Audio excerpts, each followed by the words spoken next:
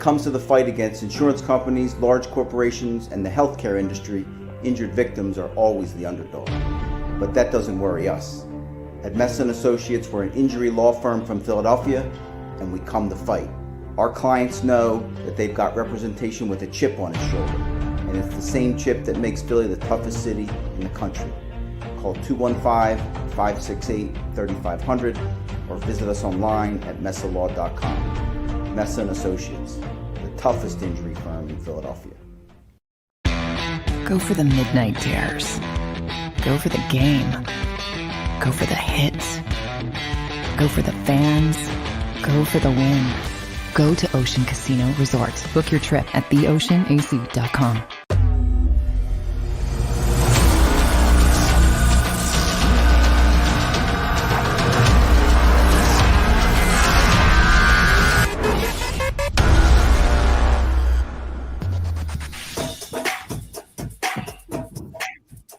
Well, everybody, welcome into live post-game show. I'm Mark Farzetta, Derek Devin Katie with you. We are presented by Ocean Casino Resort. Book your summer of 2022 weekend right now at Ocean Casino Resort. Book it now and go for the live shows. Go for the win. It's going to be a spectacular summer, almost as spectacular as the Eagles handling their own business.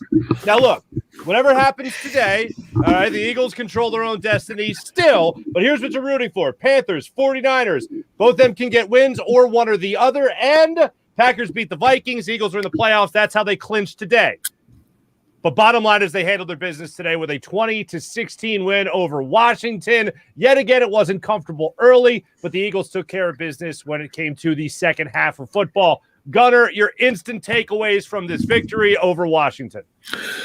Well, coming into this game, I said on a number of platforms that this Washington team had nothing to lose. And when you look at this team, man, you talk about a dark cloud hovering over this team for much of this season. You go back to the first time they played the Eagles 12 days ago, 23 players on COVID list, top two quarterbacks missing as well. Since then, DeShazer Everett involved in a car accident that ended with his girlfriend dying. And then just this past Tuesday, Montez Sweat, his brother, gets shot and killed in Virginia. They get embarrassed on national TV by the Dallas Cowboys. And, when I talked to a number of my contacts in D.C. this week, one of the things I asked them was, I said, you think these guys will quit on Ron Rivera? And the response in unison was, these guys have so much respect for Rivera. They're going to play their hearts out, which they did in this game. I was a little surprised with the Eagles' defense giving up as much real estate in the first half as they were giving up. The offense did its job. They moved the ball, and they kept it close. But the defense surprised me a little bit. They picked it up in the second half. They finally got some more pressure on Taylor Heineke. Got him down several times. Josh Sweat had a great game today. And of course, Rodney McLeod at the end makes a huge play for this team, because I know a lot of people are sweating as they watch Washington just walk down the field and get in scoring position. I'm not going to say any names or point to anybody in particular. One of them might be on the screen right now. I don't know. One of them might. But, these are the kind of games the Eagles need to play. Because this is the kind of game that could be in the playoffs. They only ran for 118 yards, but that's okay. You have to find different ways to win games. I was a little bit surprised, Sirianni went for it early on in the game in a 4th-and-1 situation, gave momentum right back to Washington. But, of course, Washington has difficulty scoring points. They have problems scoring 20 points a game in a league where you can accidentally score 20 points and a half in a lot of occasions. But the defense made plays when they had to. Jalen Hurts made plays obviously his ankle's a lot better. He stepped up and ran in some crucial situations, picked up some nice real estate. The bottom line is getting a W. I don't care how you get it, just get the W. And that's exactly what this team did. And they won a close game. Their backs were against the wall, playing against a team that had nothing to lose. They very easily could have lost this game. You never know. We've seen some crazy things happen this year in the NFL. And, of course, Eagles go into somewhat of a prevent defense. Washington's walking down the field. And Taylor Heineke, I'll say this about him. I've watched him 6 or 7 times play this season. there have been a number of games where, when he plays, he looks like, okay, he's ready to turn the corner and become a better than average quarterback in the National Football League. And then you see him play at other times like, what are you doing? It's like it's the first time he stepped on the field. And you look at his numbers overall, 20 touchdown passes, 14 interceptions, and you know why. He's a very streaky quarterback, hot and cold at any given moment. And the Eagles have rattled him just enough to get the job done in this situation. Yeah, that's a whole mouthful right there, my friend. Devin, your instant reaction to this Eagles victory. All right. Well, I think I didn't have a chance to do it before we went live. So can we all just take a collective deep breath? Because, oh my gosh, I had a feeling that this game was going to be more stressful than people were giving it credit for. Because yes, Washington went through a lot of hardships just in the last week or two, but they were embarrassed, like really embarrassed by the Cowboys last week. And, it's a pride thing as well. I also think going through those hardships, they're playing for more than themselves, and you do have to respect that. But, thank goodness for Roddy McLeod is all I'm going to say. Someone just said, give Jonathan Gannon credit. And no, because I want to dive into that more later on in the show, because you guys know how I've always been skeptical of Gannon, but sure. Oh my goodness, especially in the first half, it was infuriating to watch this passive defense. But I will also say I felt like the refs, I hate to be the person that's like, oh, the refs weren't fair to us. I mean, I don't know if Washington's defense had any penalties. If they did, they were minimal, where we were getting called left and right, both on offense and defense. And that was kind of killer there for a while. But really proud Boston Scott stepped up, loved Jalen Hurts, again, putting the team on his shoulders. And really, I think he had one of his most precise games throwing-wise as well.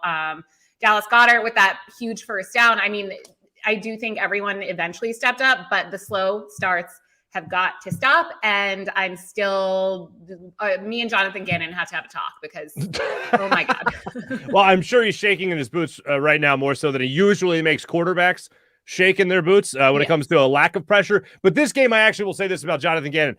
This game in particular against Washington, I felt like they did bring pressure. In the first half, they had 5 rushes a couple of different times, 5-man rushes a couple of different times.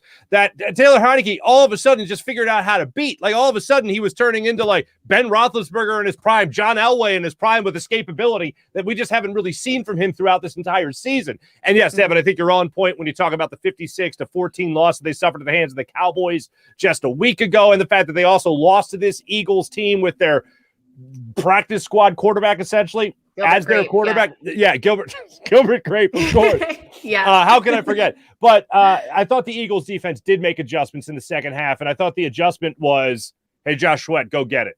Because Josh Sweat was all over Taylor Heineke this afternoon, all over him in the backfield, deflecting passes, getting sacks, wreaking havoc. Jannard Avery had himself a good game as well, had the bad penalty, negated his own interception, but for the most part came up with some big plays, especially that sack late in the game. You saw Fletcher Cox get into the backfield, Jannard Avery. The defensive line, I thought, stepped up and did exactly what the defensive line was supposed to do at the start of the season. I thought this was their best game of the year. I thought defensive line play was great. Aggression was mostly on them. They did rush more than 4, sometimes 5 on a couple of different occasions. So credit to Jonathan Gannon. I will be willing to give him for at least that. But one guy I think does need a shout out because I think the guy has had a phenomenal year, and I think his position has become more and more important as this season, as this league really has become more of a pass-happy league, and that is Avonte Maddox. I think it is BS that he got called for that pass interference call late. Was it pass interference? Yes. But was it pass interference by the referee's standard that they already set earlier in the game, especially on a receiver like Dallas Goedert, for instance? Yeah. No, it was not. So it should have been yet another big play that he made in the late goings of this game to help the Eagles sustain their lead and also hold Washington at bay in that second half. So huge shout out to, yes, that defensive line for just dominating, I thought, as the game went on today. And then also Avonte Maddox for what he was able to do late in this game in the Eagles secondary. A huge hat tip to him today, Gunner. Yeah, it's unfortunate in a lot of ways because we've talked about this before. But when you consider how many times over the recent years since they changed what pass interference is, referees have looked at film with the league office. It's gone over. Referees go to training camps and they control scrimmages, and basically they tell players what they're looking for. And when it comes to the regular season, it is one of the most inconsistent calls in the NFL. It has won a few teams games. It has lost a few teams games as well. And I don't know what they can do to improve it, to make it more consistent, because offensive pass catchers are confused because when they think they get pass interference, they don't. And defensive players are confused because they play the game a certain way. They get away with certain things for a lot of the game, and then all of a sudden, out of nowhere, they're called for certain things as well. And I don't know how you fix it. You've got all these different camera angles to look at.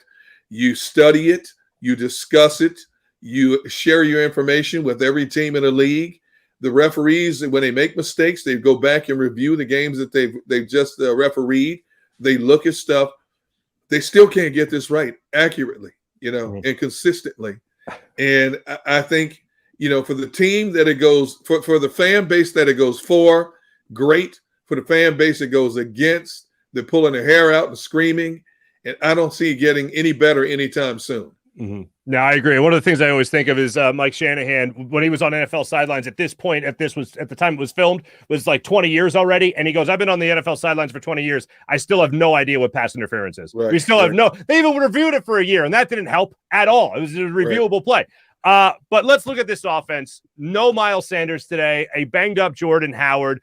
Didn't really even get touches till later in that first half, but Boston Scott took over in this game with 2 touchdowns. Jalen Hurts had a couple of scrambles in this game, but really when you talk about the offensive line play, minus a couple penalties from Lane Johnson, both false start penalties, I thought this offense was able to kick it into high gear later in this game as well. First half left a lot to be desired, as we know. Devin, you mentioned it. They have had a lot of trouble getting things going in the early goings of these games, and today was no exception. For whatever reason, in the second half, they were able to start getting the ball going downhill a little bit more, and Boston Scott was right there to champion that cause. He definitely was, and I love that Boston Scott is not just has become, the guy who needs to step up and does step up when the Eagles are in need of a rusher, because Jordan Howard was not himself, especially earlier in the game. No. It did seem like things were starting to click a little bit more, but we all know what happened to him last week. So I had a feeling that this was going to be a big game for Boston Scott. We know he's the Giant killer, but I guess now he's the Washington football team killer as well. So appreciated him stepping up. NFC's dominator. That's what we'll just call him now. Just NFC's dominator. Now just go to do it against the Cowboys and shore things up in case they're not able to do that today anyway. But again, here's what you're rooting for today. You're rooting for the Panthers and the 49ers. Either of those teams win. And then obviously the Packers, they take care of business against the Vikings tonight, hand them another loss. And the Eagles have a playoff berth on their hands. Who would have thought? Now, here's what I got to go to. I know a lot of people are, and I have been hypercritical. I've been rooting for Jalen Hurts all year, but I've been hypercritical of him because I know the Eagles front office is being hypercritical of him. When you look at what he was able to do today, and when you look at what he's been able to do throughout this entire season, from the get-go to now, you are looking at a first-year starting quarterback in the NFL with only 4 starts under his belt going into this season, and a rookie head coach, an offensive-minded head coach, lead this team into the playoffs. We have talked a couple of different times over the last few weeks here about this Eagles team being able to put it together and make adjustments as the season has gone on. We've been talking about Jalen Hurts climbing that mountain towards franchise quarterback more so than he has fallen down that mountain away from that too. All right, he's a career backup. I think today was a perfect example of him making throws when he needed to make throws, him scrambling when he needed to scramble, but overall him stepping up when his team needed him most. Whether that was a QB sneak late on a 4th and 2 to try to make something happen, or that was a perfectly thrown ball and an out route to Devontae Smith. Whatever that was today, I felt like Devontae Smith, I felt like Jalen Hurts, I felt like Nick Sirianni, especially in that second half, were making adjustments to the point where this team was not going to walk off that field with anything short of a victory today. So as we evaluate this season to right now, on the doorstep, Gunner, of this team making the playoffs, when you look at what has impressed you the most, Jalen Hurts, Nick Sirianni, the overall play calling, the attitude, and the really diversity of this offensive line. When you talk about the offensive side of the football, what's the most impressive thing to you? I don't think you can just narrow it down to one thing, but I would start with Jalen Hurts. And we talked about this from game 1. How would he handle the pressure? How would he handle all the rumors? What kind of maturation would we see from him during the course of the season? Nick Sirianni had one type of offense he wanted Jalen Hurts to function in. That was not the offense suitable for Jalen Hurts. And all of a sudden along the way, Nick Sirianni flips the script. It started with the Detroit game. Let's go ground and pound on teams. And then they kept going and kept going. You were hoping it wasn't just a one-game scenario. And because they ran the ball as efficiently as they did, the onus wasn't solely put on Jalen Hurts' shoulders to throw the ball 35, 40 times a game for this team to win ball games. And Jalen Hurts has handled himself like a seasoned vet in terms of handling the pressure, distractions, questions about all the rumors. Even when he's had off moments, off games, he has bounced back.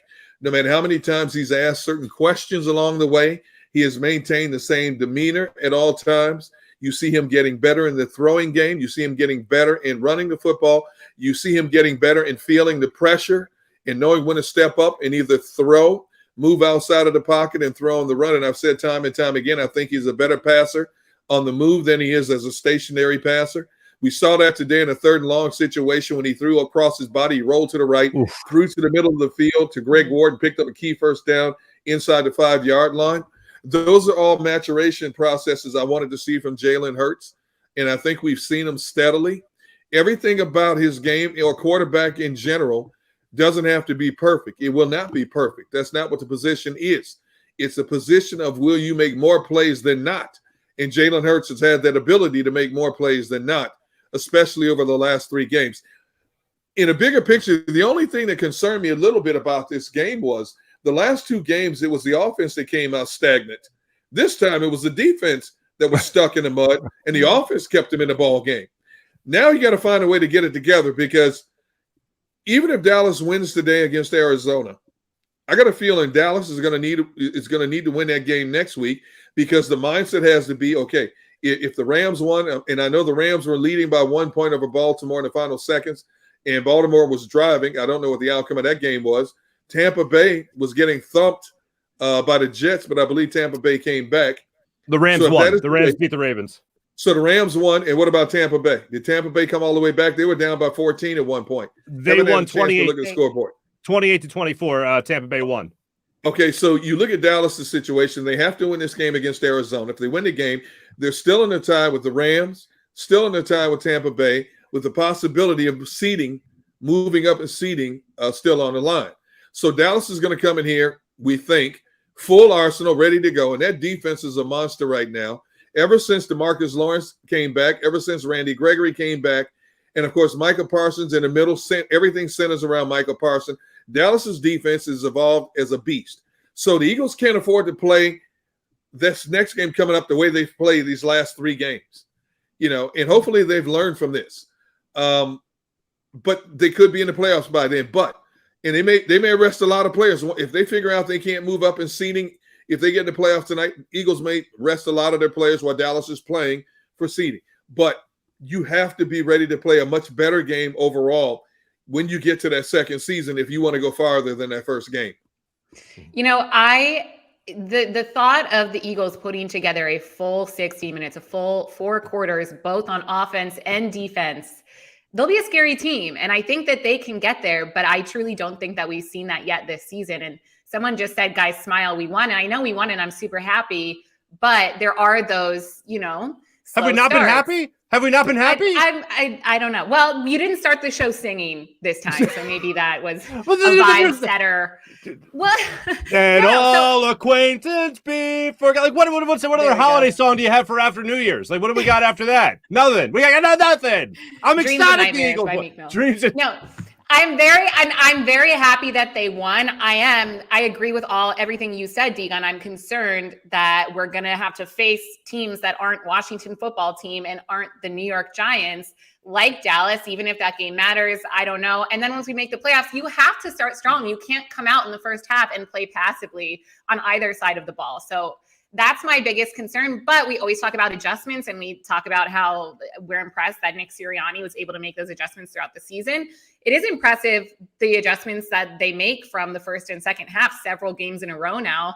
I really want to know what he says in the locker room, because clearly it works, but also clearly it should be said before the game, not at halftime. Well, I'll tell you this real quick.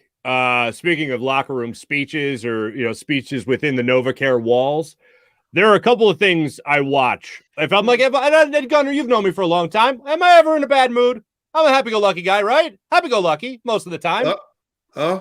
What? Oh, yeah. Yeah, just smiling out for a second. But no, like if I'm ever down, like if I ever just need a little motivation, you know what I watch a lot of times? You're always a happy-go-lucky guy. Yeah, of course I am. Except like usually in this, like if I'm talking about like Philadelphia sports, usually it's the opposite. But it's like really the only thing that I'm like a pessimist, I guess. But anyway, in life in general, I'm a happy-go-lucky guy. But if I'm ever feeling down, whatever. Jim Valvano's speech at the ESPYs always like gets me motivated and like brings me out of any rut I might be in. This is a very wide variety of things. Will Ferrell outtakes make me laugh and put me instantly in a good mood. You know what I'm going to add to this list of motivation and instant mood changes? Jason Kelce's speech at the NovaCare complex in the bubble to the team prior to the first matchup against Washington. Did you happen to see that on the Eagles website? Did you guys happen to see this? Yeah, it made me want to run through a brick wall. That man, literally. But that's why when you have Jason Kelce making speeches like that, he should make those speeches right before the games, and I'm sure he does. But that was incredible, and he's never allowed to retire. No, never allowed to retire. I think our friend Kevin Agandi of ESPN even put it out there saying, just put him in the Hall of Fame now. Just put him in the Eagles Hall of Fame now. I don't care if he's still active. With speeches like this, with ways to motivate his team, he's already won a Super Bowl. He's going to help them make it to the playoffs this year. Jason Kelce needs to be in the Hall of Fame right now. And I do not disagree with that even a little bit. So yes, as part of the positive vibes, my most positive vibe has been Jalen Hurts this year throughout the entire season. And I'll just say it one more time in this segment. I know that the Eagles, and Gunner, from the people you talk to, I'm sure you know this as well. You look at the front office and Jeffrey Lurie, the reports coming out there about Jeffrey Lurie and Howie Roseman being divided when it comes to the future of Jalen Hurts and whether or not he'll be the franchise quarterback going forward. There's reports out there about the Eagles being interested in Aaron Rodgers. Really? Interested in a 3-time MVP? You don't say. But when it comes to Jalen Hurts and watching him grow throughout this year, he has done a phenomenal job throughout this year. Can you nitpick at things in this game that were things he still needs to improve upon? Absolutely. For instance, overthrowing Devontae Smith in the back of the end zone on their first possession. That was a throw. He had pressure in his face. You still got to make that throw. He did it. Okay, he wasn't perfect. But still, evaluating his entire year, he has done nothing but impress me as the Eagles quarterback. And he only, for me at this point, still solidifies for me that he should be the starting quarterback of the Philadelphia Eagles next year at the very least. If he could grow from week 1 to now the way he has into Pro Bowl consideration, into locking up a playoff spot for the Eagles, if he could do that all in 1 year as a first-year starter, if this was a guy who was a 4th or 5th overall pick, we'd be signing him up already to a 10-year deal. But because he was drafted to be a backup, he's met with a lot of skepticism. And right now, I feel like at least for next year, that skepticism is unfair because, Gunner, as you've pointed out many times on the show already, you can't control where you're drafted. But this guy goes out there and completely balls out for the year. I'm all about him being at least the starting quarterback for next year. I think he has at least locked that up right now. I can't emphasize enough. I know people get excited about the rumor mill. Can he get a Russell Wilson? Can he get an Aaron Rodgers? But see, I'm of the mind you have 3 picks. You have 3 picks that you could build cornerstones with in terms of youth. The NFL is always about trying to get younger and get better. But a lot of times when teams go on the youth movement, that means they have to take their lumps for a couple of years before they get better as these younger players develop. But in the Eagles' case, you can still get younger. You will have enough veteran presence on both sides of the football to where you're not taking significant steps backwards to get better. You can still get 3 young players you can sprinkle in, and they're not considered cornerstones. But if they're 3 of the top 32 players in the National Football League, you hope they get it right on at least 2 of them. that can step in and play right away. Now, unfortunately, we've seen in recent years, just because you're a first-round draft pick doesn't mean you're going to be an instant star in the National Football League or a starter immediately in the National Football League. And there have been some busts along the way, most notably at quarterback, but also at other positions as well. But you hope that you can get at least 2 to 3 players you can plug and play right now with this organization. And I do believe that Jalen Hurts has done enough to make this organization feel comfortable. Well, if we have to come back with Jalen Hurts in 2022, we can add a few more things to the overall repertoire of the offense, which will make him that much better, hopefully, next season. And he will continue to grow and mature into a top-notch NFL quarterback. And, oh, by the way, we've added some other pieces as well where we can keep this train moving and we can be considered a legitimate playoff contender again in 2022. I'll absolutely take that, especially if the maturation process continues. When we come back, as we return here on live post-game show on the JAKIB Media YouTube channel, as well as 6abc.com, we will look a little bit more at that Eagles defense. I know, Devin, you're chomping at the bit to get after that Jonathan Gannon character. Yeah. And let's just hope that JAKIB Media has enough cameras to follow you in the Novacare complex and have your stern talking to with Jonathan Gannon, because I'm here for that. I can't be there for it, but I'm here for it. I'll tell you that much. When we return, don't forget, grab a Stateside Vodka soda or try the new Surfside Iced Tea by Stateside Vodka. See the scroll below and use the code JAKIB for 15% off the very popular Stateside Vodka soda. Go to statesidevodka.com. That's statesidevodka.com. More live post-game show when we return.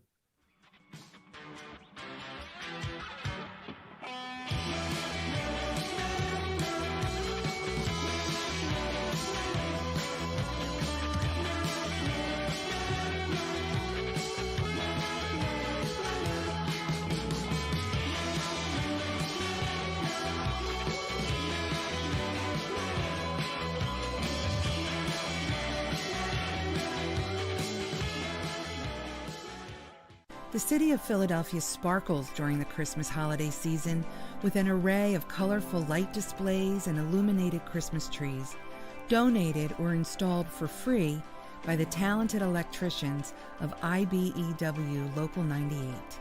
To learn more about who we are, what we do, and career opportunities at IBEW Local 98, visit us at www.ibew98.org.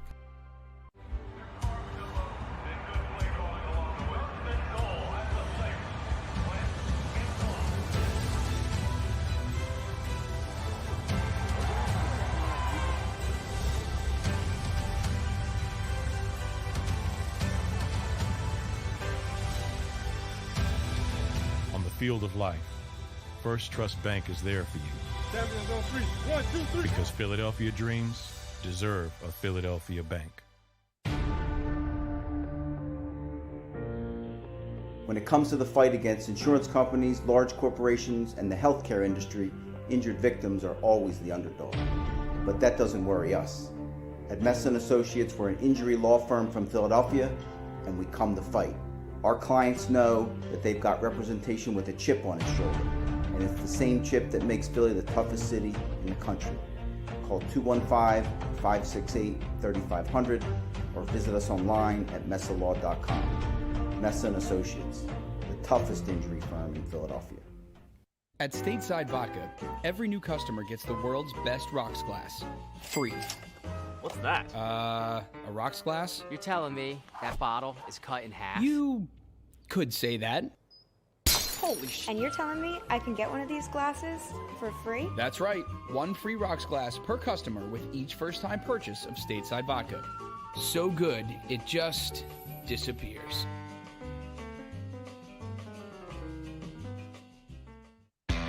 Go for the midnight dares. Go for the game. Go for the hits. Go for the fans. Go for the win. Go to Ocean Casino Resort. Book your trip at theoceanac.com.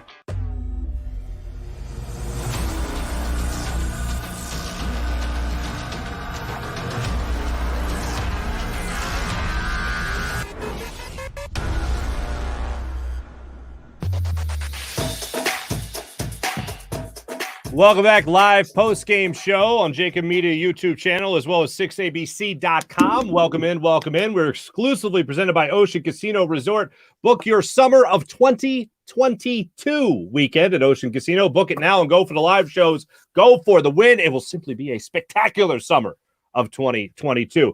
Real quick update here for everybody. The 49ers and Texans are still scoreless. We're rooting for the 49ers to actually win that game. But I say, what the heck? Why not try to go for the 6th playoff seed instead? But the Eagles can clinch with a San Francisco win or a Panthers win, and then the Packers take care of business tonight against the Vikings. Trey Lance starting, in case you missed it, for the 49ers. Jimmy Garoppolo not active today. Trey Lance is your starter. He's 1 for 1 so far with about 7:20 left in the first quarter. So let's talk about, by the way, John McMullen will also be joining us from Lincoln Financial Field a little bit later in the show on the heels of the Eagles winning 20-16 over Washington and putting themselves in a position, at least for now, to clinch a playoff spot. And we all hope they do that. So looking at this Eagles defense today, we had talked a little bit earlier, Devin, about the Eagles defensive line. Fletcher Cox, obviously Josh Sweat getting into the backfield. Javon Hargrave trying to make some big plays as well. Jonathan Gannon, I did notice maybe two, to go back and look at it, maybe two odd man rushes, if you will, 5 men rushing instead of just 4 after the quarterback Taylor Heinicke in this game. But overall, it was more about the defensive line play. What would you have liked to have seen from Jonathan Gannon, especially as this game went on? For me, I think, sorry, Deegan, did you want to go? No. Oh, no, this is Devin. The floor is yours. I know he just looked like he was chomping at the bit to say no, considering you want to have a fireside chat with Jonathan Gannon, I don't want to get on your bad side, so you go first.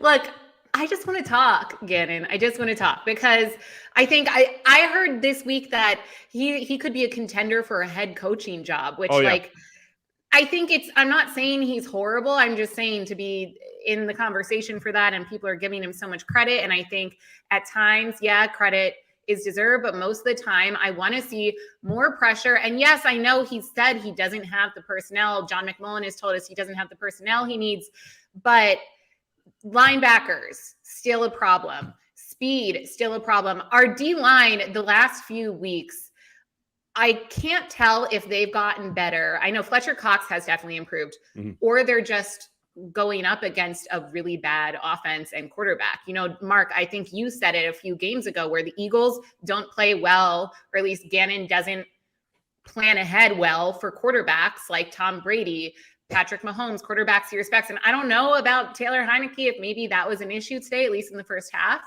but it's just a little passive for me. Like I thought Jim Short's defense was also passive. So I just haven't seen the aggression that I want to. I mean, we are making big plays. Rodney McLeod, thank goodness, again. But I just think I want to see a little bit more pressure all around from Jonathan Gannon's defense. First of all, the fact that Jonathan Gannon's name was even mentioned for a head coaching job right now, that's his agent putting that stuff out there. Anybody who would hire Jonathan Gannon right now as a head coach based on what he's done this year, that could cost somebody a job. I'm not saying he can't develop into a head coach material. I don't think he's there yet. And, you know, it looks great. You can't control who you play on your schedule, but you know, my goodness, if the Eagles had lost some of these games against the latter half of the schedule they've played, we'd be crying foul and wanting to burn down an Novacare complex. So he's found a way to get it done. But when I look at the overall defensive scheme that he plays, you play that kind of defense against the likes of a Brady, a Rodgers, and he'll shred that thing like cheese. You know, those quarterbacks, you've got to come up with something. You have to get even more creative. And I've said a lot of times I think he waits too long to decide what he's going to do. You know, I look at Miami, and Miami is the first team in the NFL ever to have a 7-game losing streak and a 7-game winning streak in the same season. The reason why they're on a 7-game winning streak, first and foremost, because Brian Flores unleashed the hounds. If you look at Brian Flores, it's like almost every down he's got somebody coming from all kinds of angles, blitzing, putting pressure on quarterbacks. And the defense has won a lot of games for that offense that has put them in the playoff conversation. And I look at Miami's overall personnel and defense. I don't think it's any better than what the Eagles have, but it's how it's being utilized. And I think Jonathan Gannon sometimes has too much respect for the opposition instead of dictating the play. I think he lets the play dictate him instead of him dictating the play a lot of times. And then all of a sudden he'll come up with some key plays. But again, I need to see his defense and his scheme play against much better competition. What I've seen right now is good enough to get the job done against a Giants quarterback, a Jets quarterback, a Washington quarterback. But I want to see him do some of these things and more against the so-called elite quarterbacks in the NFC that are coming up when his team gets to the playoffs. And that's not a knock against Jonathan Gannon. To me, it's just an honest observation. It's from what I've seen. Kudos to him for being able to get the job done in certain situations. But his defense is all over the place. We don't know what he's playing. One week he's playing soft. Next week, the cornerbacks are playing up. You know what? What's your identity? What's your identity as a defense? You know, well, and sometimes it's the call, like when Washington had the ball right before the half. It seemed like they honestly were like, okay, the clock's running out, and there was no pass rush, and they were able to get another first down and then field goal, and that put them up even more. So things like that where it feels like he is reactive. It's reactive defense. They just kind of sit back and wait to see what happens and then react from there. And I just think, especially when the other team, what Washington was missing 3 offensive line starters, starting running back, quarterback, obviously. So it's scary if you have to go up against a full strength Dallas. You know, I don't think that we saw we weren't able to stop them earlier in the season. So scary. Well, that'll be a huge test, depending on how that actually plays out next week. I expect that to be a big test for the Eagles if they do have to play that game, and the Cowboys also have to play that game. So that'll be a big test if both sides really need that victory. But here's what I'll say: 2 things. One, I want to point out, great name, Rigor Mortis, is hitting us up on the chat, saying that he hopes Jonathan Gannon gets a job somewhere else. And I think we all understand why. Okay. But the other thing to this is when you compare it to the Jim Schwartz's defense, one thing that Jim Schwartz, I don't think gets enough credit for in terms of the comparison to Jonathan Gannon. Yes, very true. Neither side liked to blitz. But at least Jim Schwartz had a defensive line structure that allowed aggression on every single play because he played the wide 9 a lot of the times. Jonathan Gannon doesn't even do that. Jonathan Gannon sits back and says, all right, front 4, go ahead and make a play, see what happens. And the phrase I have used throughout this entire season is you can force quarterbacks into making mistakes. Gunnar, similar to what you were saying. When you play a guy like Daniel Jones, when you play the backups that you've seen against Washington, when you see games like that in front of you and you have the opportunity when you have quarterbacks like that in front of you to force them into mistakes, go ahead and do it. Now, they tried that against Taylor Heineke a couple of different times today, and by some divine inspiration or divine intervention, he was able to make a couple of different plays. One, he had, I think it was Alex Singleton right in his face, taking him to the ground, and he was able to lob it right over the defensive back. I think it was the one player, or Steven Nelson later in that game that you saw him actually beat the blitz on. But everything else really came down to the defensive line making plays for this team. This was a game where they could go eat, essentially. I don't think it was a matter of anything great Jonathan Gannon did schematically. The second half, I think they simply got home more. You saw Washington. This was interesting. Washington increased their screens in the second half, it looked like, meaning they were trying to get the Eagles to over pursue, so that when Jonathan Gannon, when he did call a rare aggressive play call, and I use that term loosely, they were able to try to use the Eagles over pursuit against them. To their credit, a lot of times either TJ Edwards or Alex Singleton were actually staying back. They were staying home, in other words, to protect against that particular play. And I thought that was a great job of just discipline, which does give a little bit of a hat tip to coaching. But overall, they were trying to catch the Eagles' defensive line over pursuing in the backfield by beating them with screen plays, which really did not work in their favor in the second half, which is why the Eagles were able to pitch a shutout in that second half. But when it comes overall to aggression, one thing I always think does get left out is that wide 9 factor when comparing Jim Schwartz to Jonathan Gannon. But look, they did what they were supposed to do against an inferior team. Did Washington have a few chips on their shoulder? They absolutely did. But the Eagles did what they needed to do in this football game, which was not only win it, but take control when they needed to do that when it mattered most, which was the second half of this game. To go back to the offense real quick, at what point is Boston Scott just going to be the number 2 guy, if not the number 1? I mean, he looked like the number 1 guy tonight, or today, this afternoon, I should say. But it looks like that should really be his role going forward. Jordan Howard, they didn't use as a number 1 back today for the most part. Miles Sanders, what, you think, Gunner, at least another week? Possibly. Yeah. It depends on the latest amount of X-rays and what it shows, in terms of whether or not they can put some kind of protective device on that hand to keep it from doing further damage, which could affect his availability for the playoffs. If they're in the playoffs today, I don't know if I'd even play Miles Sanders next week. You're going to need him more, so you're going to need his overall repertoire of abilities in the passing and running game, certainly, for that second season. Yeah, I agree. And as much as you'd like to take down the Dallas Cowboys in a bigger scheme of things, what's more important? Having Miles Sanders available for Dallas if it doesn't affect their playoff positioning, or having him that much healthier hand-wise when the playoffs roll around. So even I don't think I'd touch him in terms of next week. Right. It'd be nice to get him back in the flow, but no. And Nick Sirianni even said he compared it to Marlon Mack when he had him with the Colts.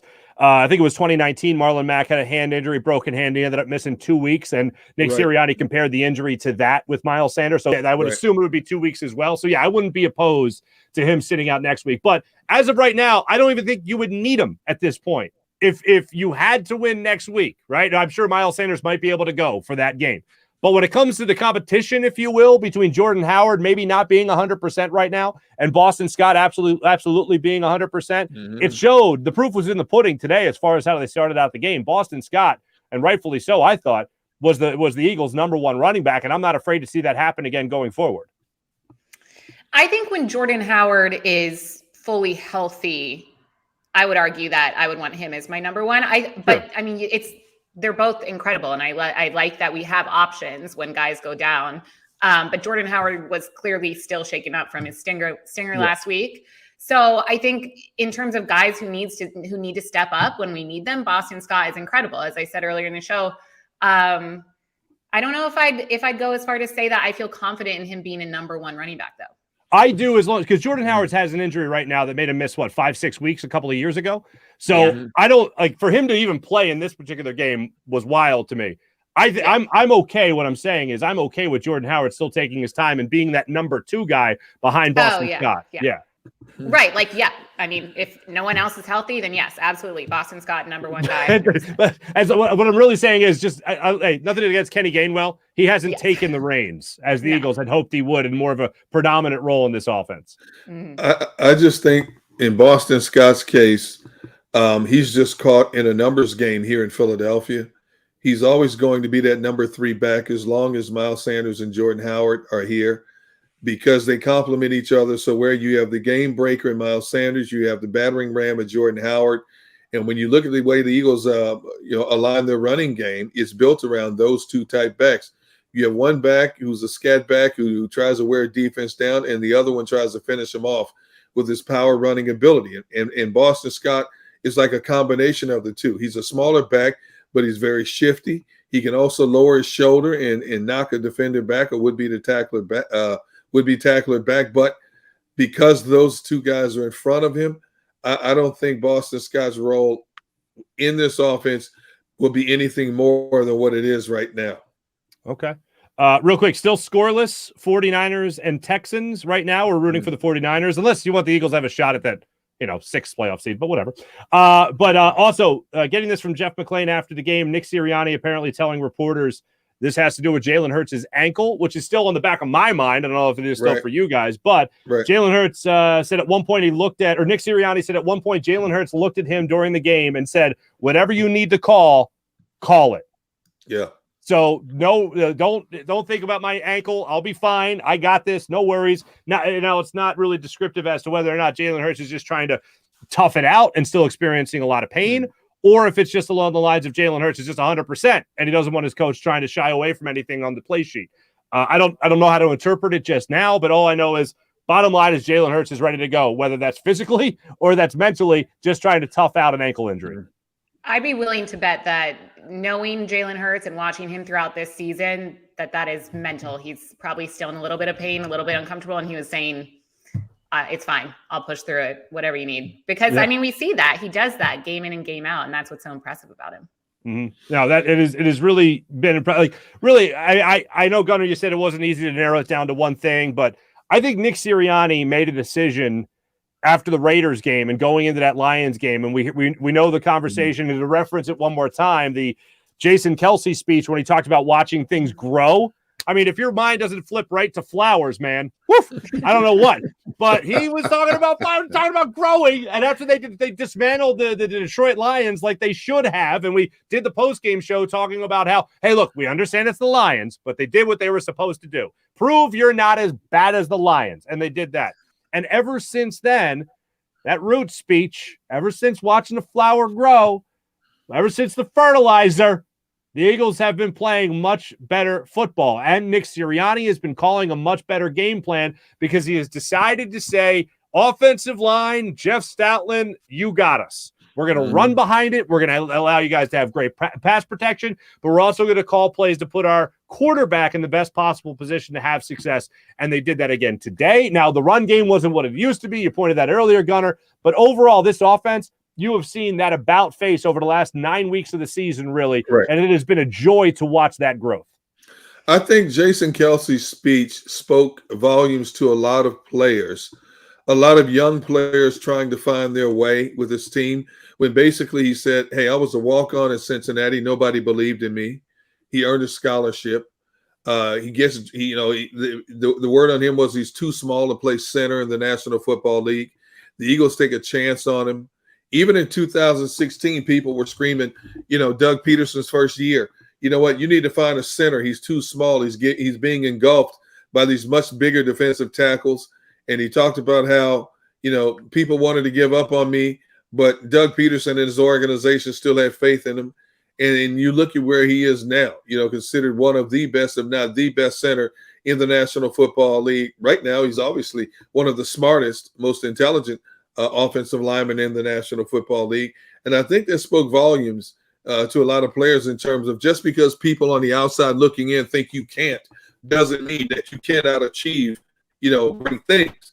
And right now this team, 2 games over 500, has achieved things that we never thought would be feasible at the start of the season in terms of being a playoff contender and one more win away from being a 10-win season in 2021. And what Jason basically is talking about is, if you don't believe in yourself, who else is going to believe in you? And I loved how he closed it when he said, when we play our game, when you do what you're supposed to do, nobody can bleep with us. Now, I think that's a little bit far-fetched, but, I understand what he's saying, trying to motivate these guys. You have to believe that no matter what the circumstance is, you can get it done. We can shock the world at any given moment.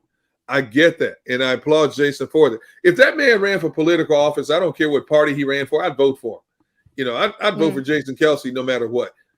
Mayor, congressman, senator, doesn't make a difference. I'd vote for Jason Kelce just based on his speeches alone.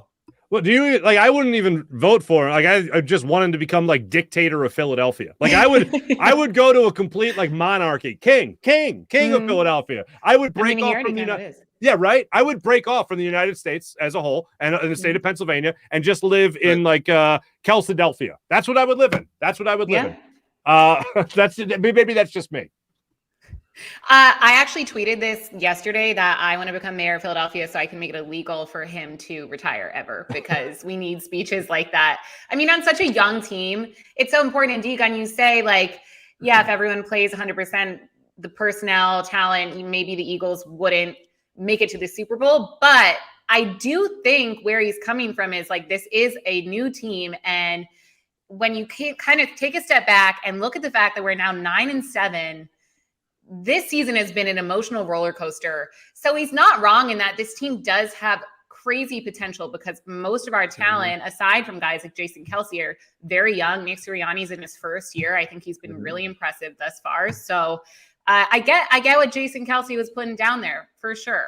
I want to go back to Jalen Hurts for 1 second, and we can hopefully show this after the next break. But I don't know if you guys saw, he was almost injured again after the game, because the stadium or FedEx Field, fans were trying to give him a high five, and the barricade fell, and they fell onto Jalen Hurts as he was walking off the field.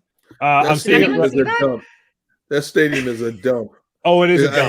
I hate that stadium more so than any other stadium in the National Football League. for a that lot stadium of reasons. almost took out our quarterback after the game. So, yeah, hopefully we can find that video, but had to get that one out there. All right, I just retweeted it. If that stadium had taken out Jalen Hurts, he'd have made more money off a lawsuit than he made so far in the National Football League as a player. We will have it for people after the break. Now, this is what's amazing. Just to give people, it didn't fall directly on him. It like fell at his feet. So there was hardly any contact until the fans, and you'll see it, the fans that fell over just in front of Jalen Hurts get up, and Jalen Hurts immediately puts his arms around them. And then security is rushing him off. And I think that was, as I'm looking at it, yeah, that's probably a good idea in the COVID era that we're in, unfortunately. But the security takes them away. I think he even took a selfie with a couple of people. So there you go. We will have that for you when we come back on live post-game show. But I do want to remind you, find people of Philadelphia watching on 6abc.com, as well as the JAKIB Media YouTube page, that we are exclusively presented by Ocean Casino Resort.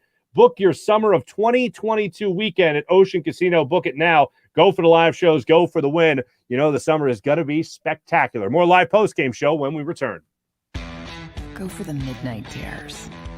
Go for the game. Go for the hits. Go for the fans. Go for the win. Go to Ocean Casino Resort. Book your trip at theoceanac.com. At Stateside Vodka, every new customer gets the world's best rocks glass. Free.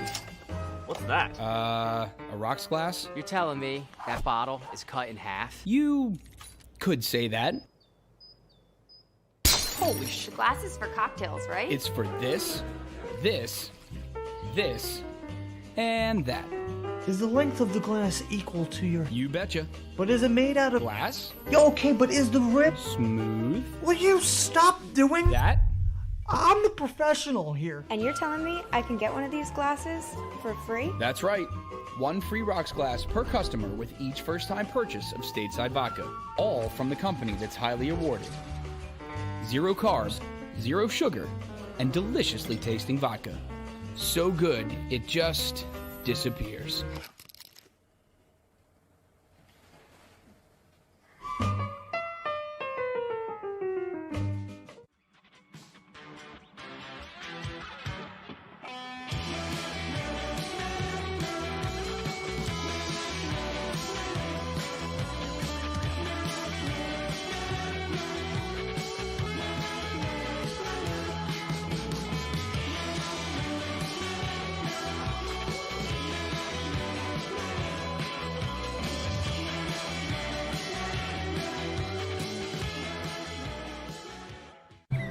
I get scared sometimes.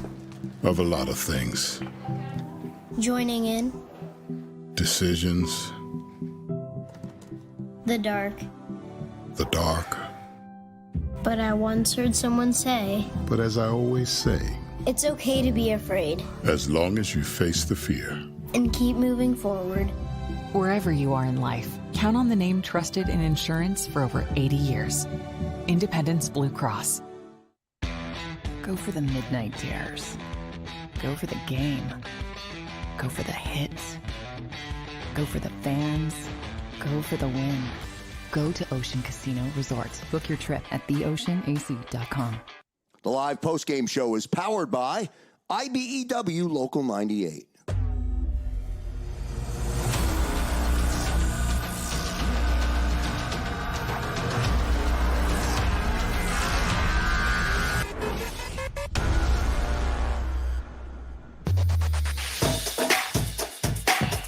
Welcome back.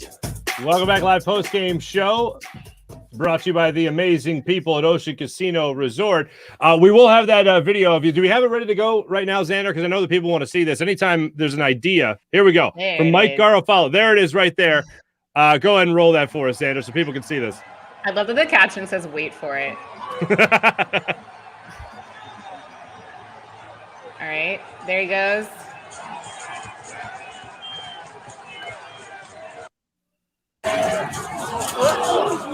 Jeez. Great reaction. Great, like, quick reflexes there. Props to Jalen Hurts for that.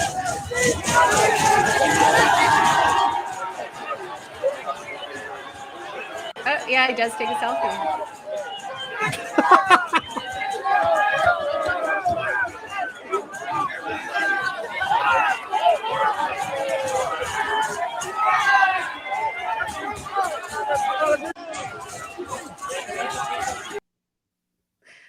love that the caption says, talk about a quarterback that's cool, calm, and collected under pressure. Yeah, I mean.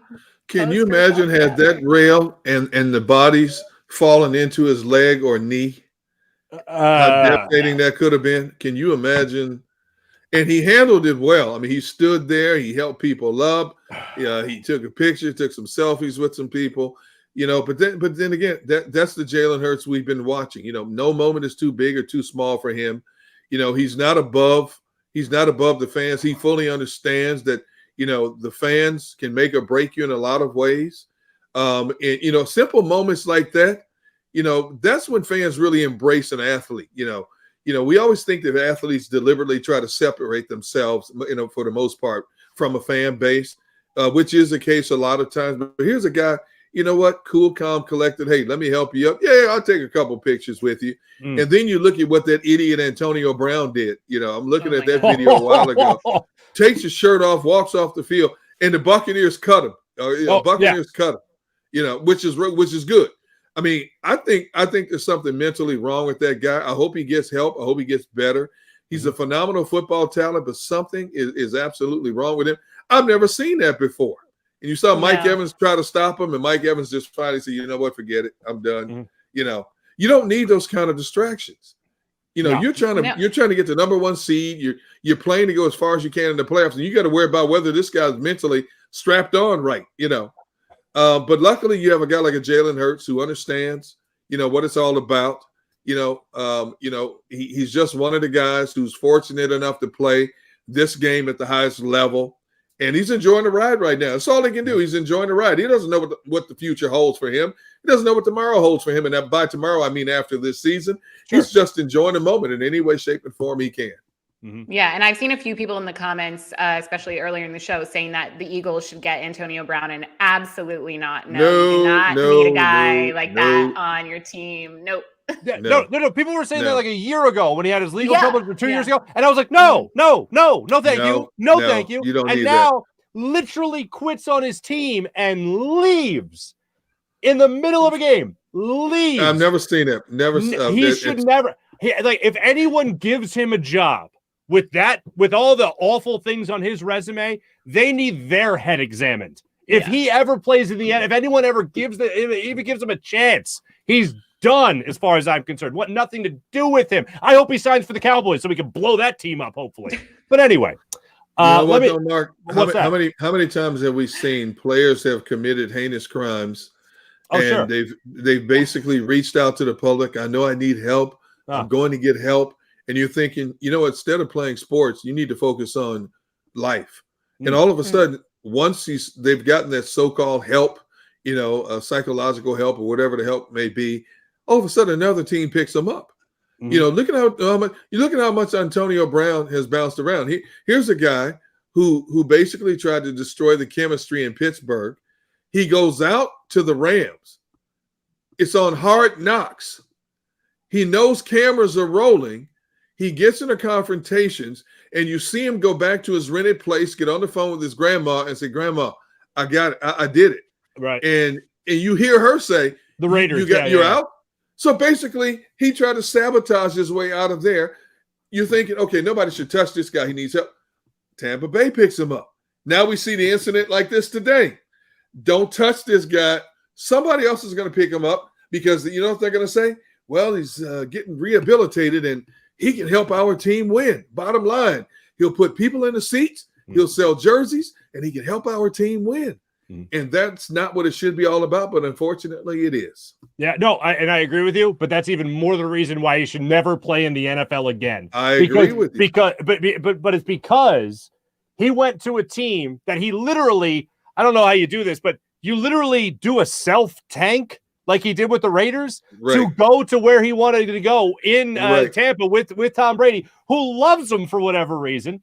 And he goes to Tom Brady. He fakes his Vax card. And then he pulls this stunt today, literally quitting on his team and all the stuff that happens off the field. It's not right. I'm not saying it's right, but in the sport of football, that's where you can't foul up. And that's what I think he ended. I think in all honesty, I think Antonio Brown ended his career today. And quite frankly, I hope it is over because I never want to see him in the NFL again. I don't want to see anyone quit on their team ever, especially when you have the track record of that clown.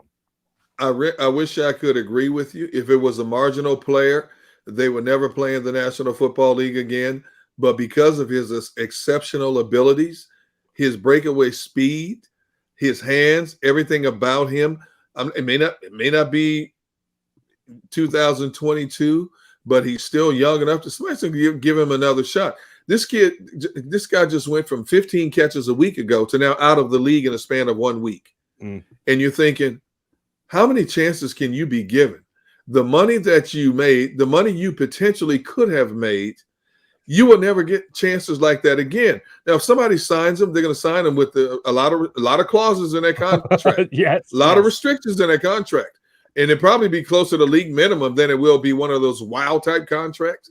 I wouldn't touch that guy with a 100-foot pole. There's no way he would play for my organization in any way, shape, or form. But again, I can't say it enough. Somebody somewhere down the road will give him another chance. 33 years old now, will be 34 at the start of next season. And I look, I know where you're coming from, Gunner. I just hope you're wrong.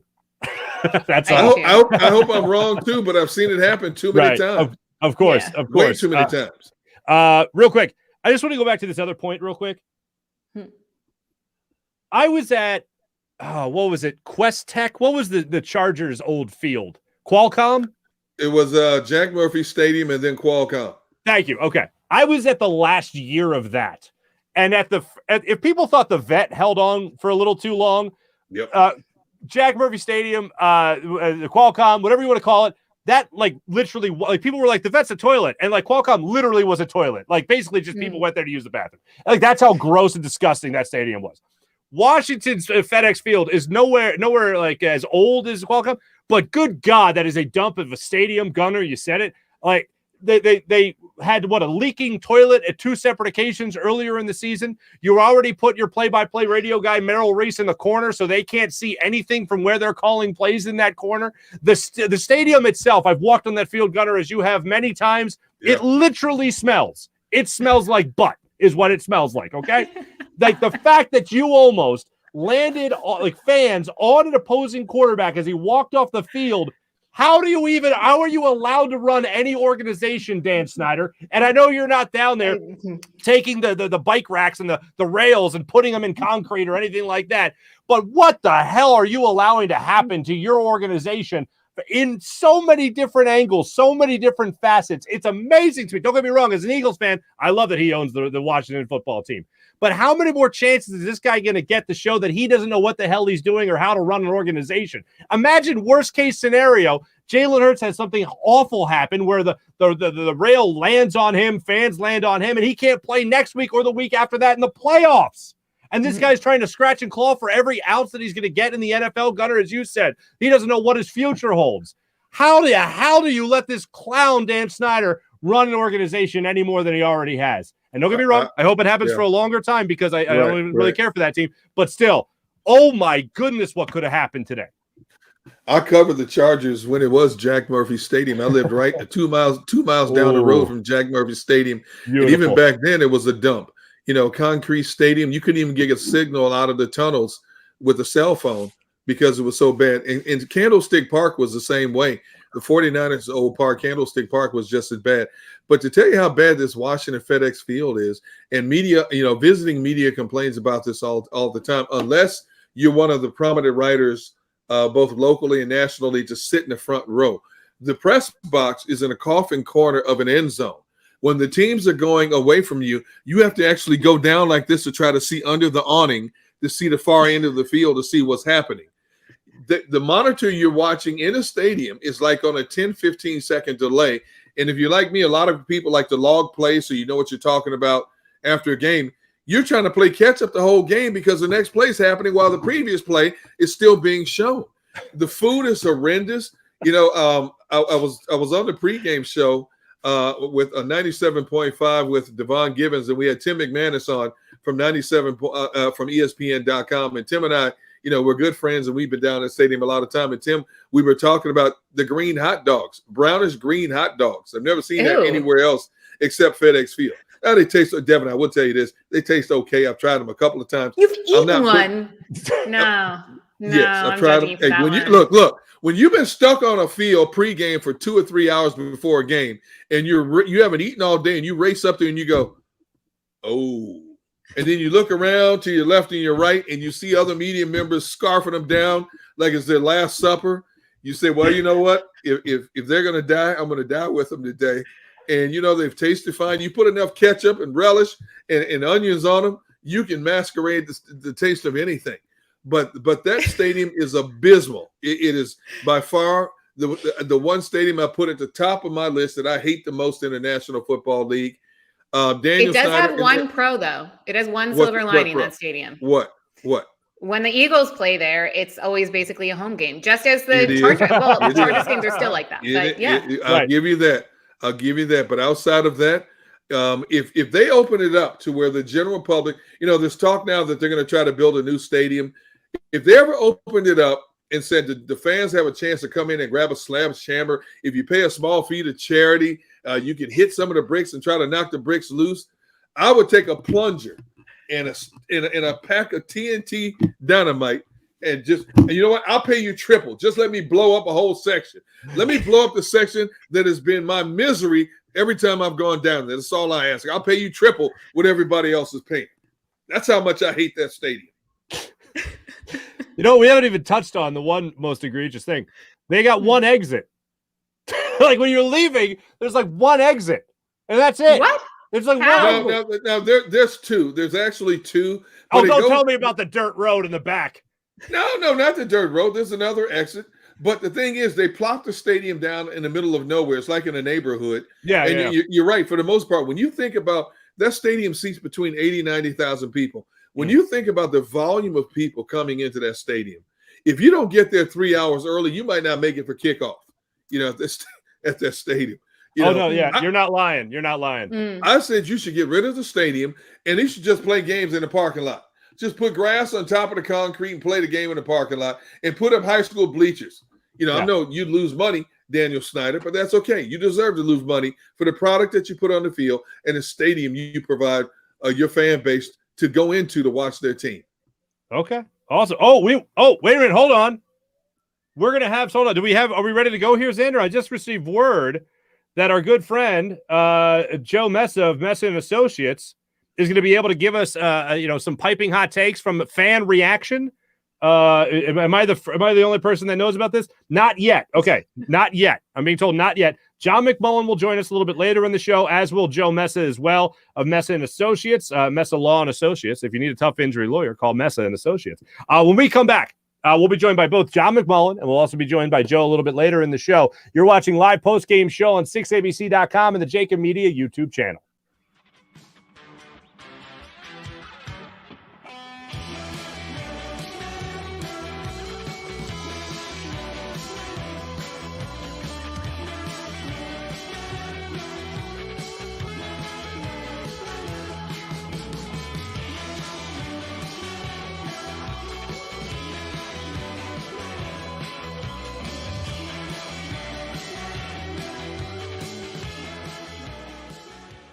The city of Philadelphia sparkles during the Christmas holiday season with an array of colorful light displays and illuminated Christmas trees, donated or installed for free by the talented electricians of IBEW Local 98.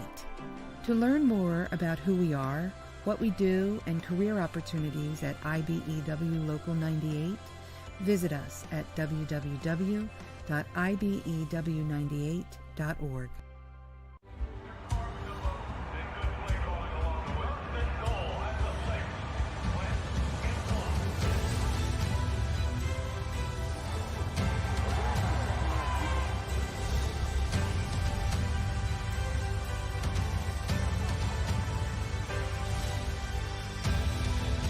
Field of life, First Trust Bank is there for you.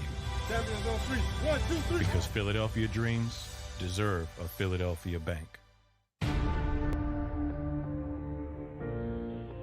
When it comes to the fight against insurance companies, large corporations, and the healthcare industry, injured victims are always the underdog. But that doesn't worry us. At Messa & Associates, we're an injury law firm from Philadelphia, and we come to fight. Our clients know that they've got representation with a chip on its shoulder, and it's the same chip that makes Philly the toughest city in the country. Call 215-568-3500 or visit us online at messalaw.com. Messa & Associates, the toughest injury firm in Philadelphia. At Stateside Vodka, every new customer gets the world's best rocks glass, free. What's that? A rocks glass? You're telling me that bottle is cut in half? You could say that. Holy shit. And you're telling me I can get one of these glasses for free? That's right. One free rocks glass per customer with each first-time purchase of Stateside Vodka. So good, it just disappears.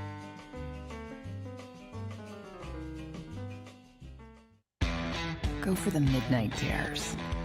Go for the game. Go for the hits. Go for the fans. Go for the win. Go to Ocean Casino Resort. Book your trip at theoceanac.com.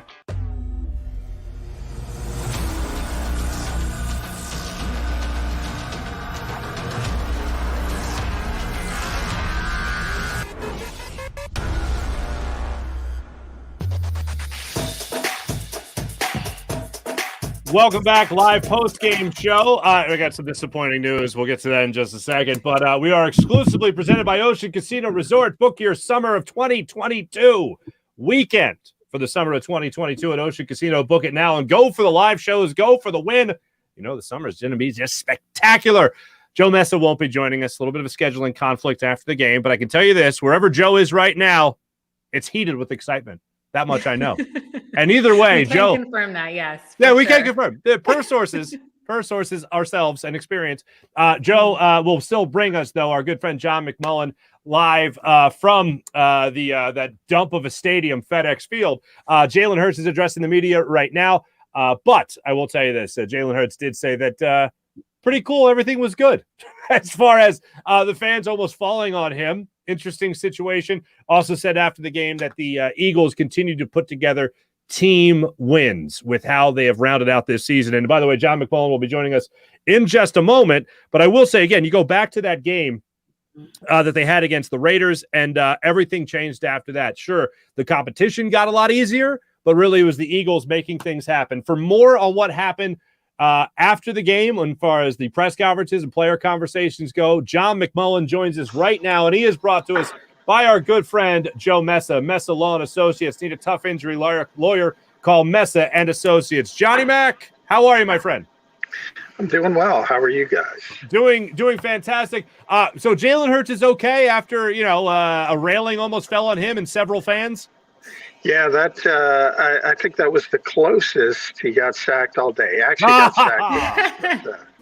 Yeah, he had plenty of time to throw today. That was a big positive. It was interesting because obviously Taylor Heineke started very well in this game, and it was very similar to the first game with Garrett Gilbert, 10-0 lead. And I don't know from your perspective, from my perspective, and then after the game, what Nick Sirianni said, Jalen Hurts said, there's a calmness to this team. I never got the feeling they thought they were out of it or they weren't going to be able to come back in this game, and they did, and it was a little bit too close for comfort because Rodney has to make the interception late. But it was strange because I think they dominated the game once they got rolling in the second half, but obviously they didn't dominate it on the scoreboard. And sometimes that's the best game for a coach because you get the win, you're that much closer to the playoffs, and there's plenty of stuff to complain about. John, I want to get your take on the slow starts because it wasn't just a one game thing. That's kind of been the case the last few games. We were saying, obviously, when they're against a more competitive opponent, that's just not going to fly. What's your take on that? And has Nick Sirianni addressed those slow starts? Yeah, I think it's a concern. I think it's a valid concern because you're right. If you go back to early in the season, and there is a Tom Brady out there, Patrick Mahomes, even a Derek Carr, or Justin Herbert, you probably can't afford to do what the Eagles are doing early in games. On the other hand, you got to give them credit for, righting the ship and making adjustments and doing things better in the second half of games.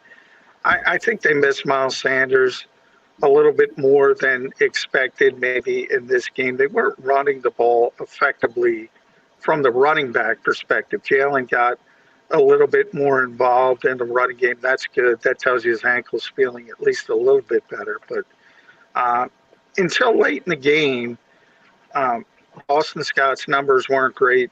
Jordan Howard's numbers weren't great, and they're not if you look at the final box score. But they were able to run the ball in the fourth quarter when they needed to and siphon some time off the clock. So that's a positive.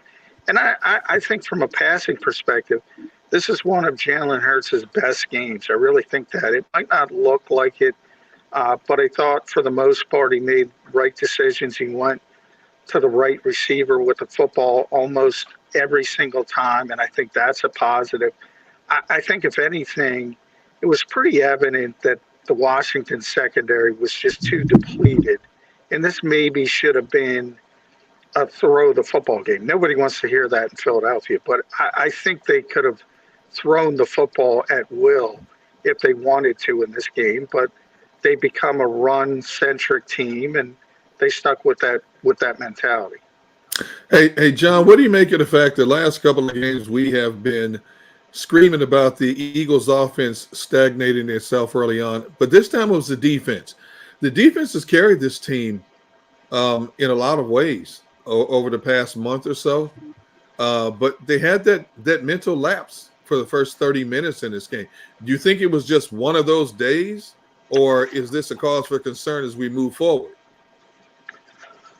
It's interesting, Deacon. I think Heineke was 14 of 17 in the first half. So you start hearkening back to those 80% games, those 90% games, for instance, with Derek Carr. And you start to say, oops, here we go again. But in this particular one, I do think it was a lot of underneath stuff. And I think there was guys missing tackles, guys out of position, and really, when Taylor throws it to the sticks, you're almost surprised. He never throws the football downfield, other than the occasional sort of throw to Terry McLaurin. And then you saw it at the end of the game. They get all the way, they dink and dunk all the way down the field, and he tries to go over the top to win the game. Interception, game over. So I think they kind of figured out, look, this guy's not going to challenge us deep down the field. And I think they deserve credit for making those kind of adjustments. But there's still some talent deficiencies on the defensive side of the ball. I think anybody kidding themselves about that, they still need to improve from a talent perspective, especially on the back seven.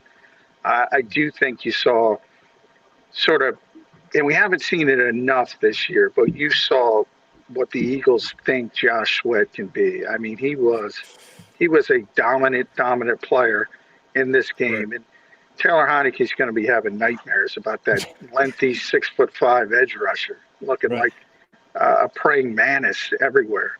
Whether it's batted balls, sacks, he was all over.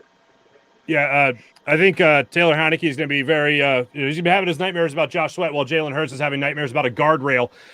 But when it comes Welcome to FedEx. Yeah, really, I know. Believe me, I know. At least it's not sewage water. Come on. Exactly. True. We just listed all the horrible things about FedEx Field a minute ago, but you're absolutely right, John.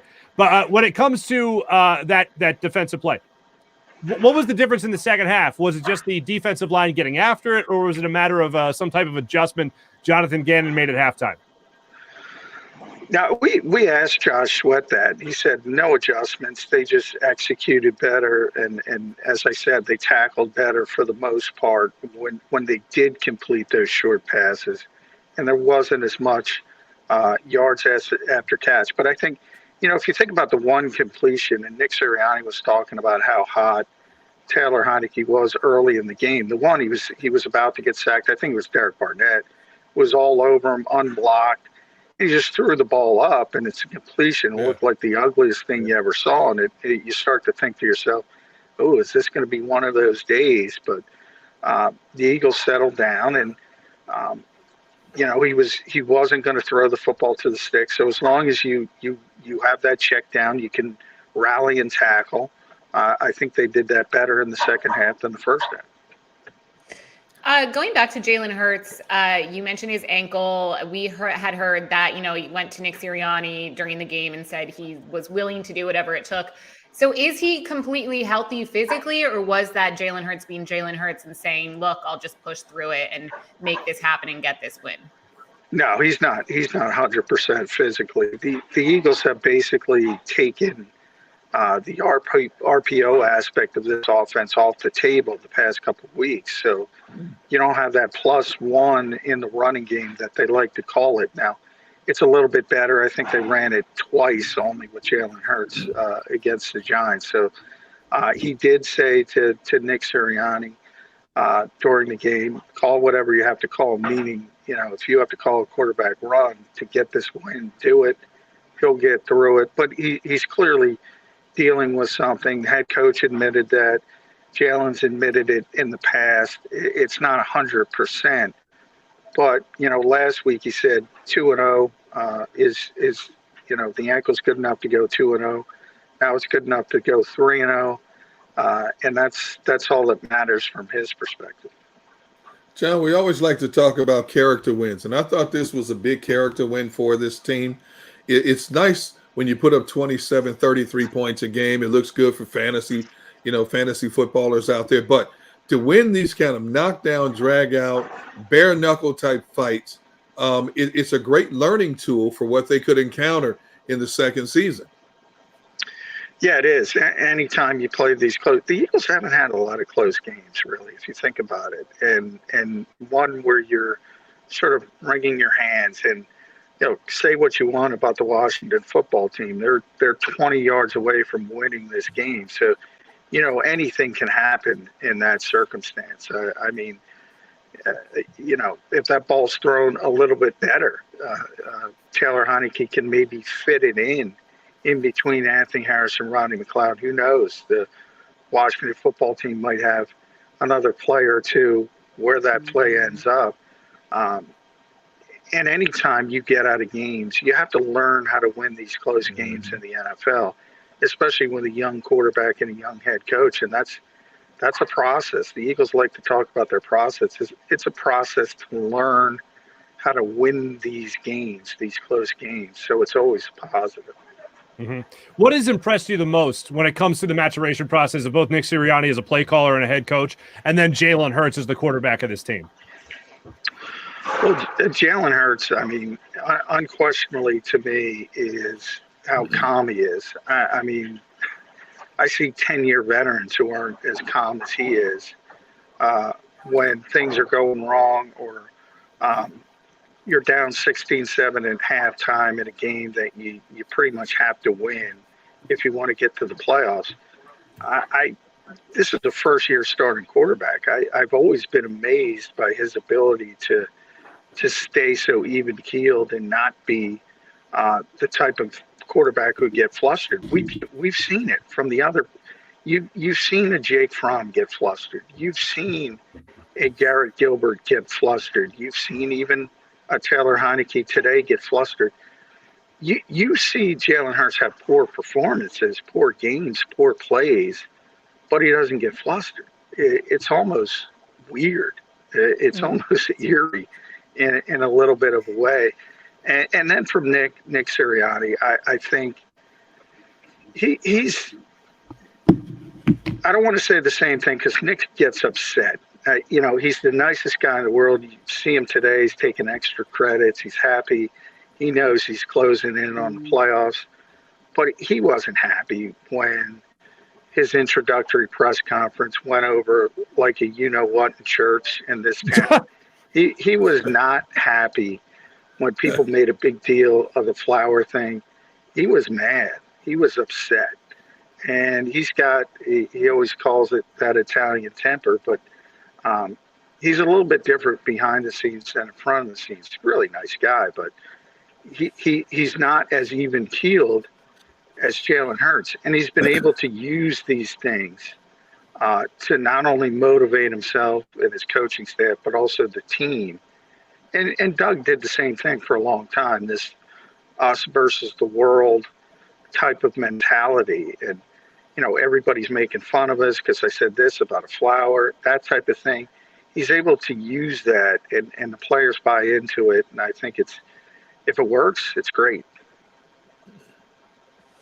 So I want to talk about, I know we touched on defense, and I always ask you about our guy, Jonathan Gannon, because I know that our views on him differ. And I know you kind of talked about your thoughts on the defense's performance today, but in terms of Jonathan Gannon's scheme and how he's preparing, and the fact that there are rumors going around that he's been so good, he's being considered for head coaching jobs. Like, do you have any insight on that? And what's your opinion on how he prepared for this game? I think it wouldn't surprise me if Jonathan got a interview somewhere, and we'll see what jobs open in Minnesota, for instance. If they move on, they're probably going to move on. He was there for a long time. They have a lot of respect for him. Shouldn't say a long time because he's only 37 years old, but that's where he kind of started. So I could see him getting that first step of being on the radar somewhere in this league. Very similar to Nick Sirianni, if you think about Nick. And, he's a young, energetic guy, he's a good communicator. And D. Gunn, you'll know that, half about getting a job in this league is getting the interview and then wowing the guy interviewing you. And that's what Nick Sirianni did to Jeffrey Lurie. He got in the room and he won him over. So from that perspective, look, there are hot candidates. I don't think Jonathan is at that point yet. But if he gets in a room with somebody, he might win them over. That's how effective he is communicating with people. But I doubt it. So it'll be his first step, so to speak, of going toward becoming a head coach. And I think he's got this defense headed in the right direction. A lot of people have talked about, look, they're top 10 in so many categories, I can't name them all. I mean, if you're using the context of this league, well, top 10 is pretty good. Now, you'll have other people that say it was bottom 10 when the quarterbacks were good. Mm-hmm. And it's, now it's number 5 because the quarterbacks have been bad. So where's the truth? It's usually in between? It's in between. They don't have the talent to deal with the Patrick Mahomeses of the world probably at this stage. But not a lot of teams do. So I think for the talent he has, if I told you guys this would be the number 5 defense in the NFL in week 17, you probably would have called me crazy. That's a large sample size. Yes, we definitely would have called you crazy. I can confirm that. Let me ask you this, though, just to go back to the quarterback real quick, and I'll ask you this again next week and then probably after the Eagles playoff game, because right now I want to let the good people know the Panthers are beating the Saints 10-3. The Texans, unfortunately, are beating the 49ers, but the Panthers are doing their part, and the Packers win tonight as well. But, John, I'll ask you this. Who will be the starting quarterback? With all the stories out there about Aaron Rodgers and Russell Wilson and all that, who will be the Eagles starting quarterback in 2022? Jalen Hurts. I'm going to leave a little bit of wiggle room only because I know what the Eagles think of Deshaun Watson as a player. And obviously there's so many issues from a legal standpoint. So if you want to jump over those hurdles and they get Deshaun Watson for pennies on the dollar, I'm going to leave the door slightly ajar for that. There's players, I always call them FU players. In other words, there are certain players so talented, no matter how much you like a guy, you say, and I think we all like Jalen Hurts. We all respect him. And that at some point, if you get somebody as talented as Deshaun Watson, you have to say, F you. and that's why there are few players. Oh, gee. Oh, my goodness.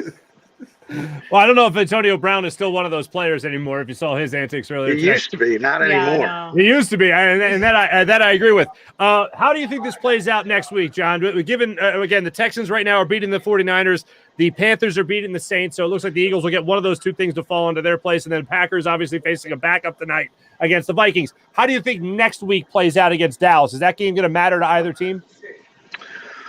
No, because most likely Green Bay, as you mentioned, is going to clinch the number 1 seed. So Dallas is not going to have anything to play for.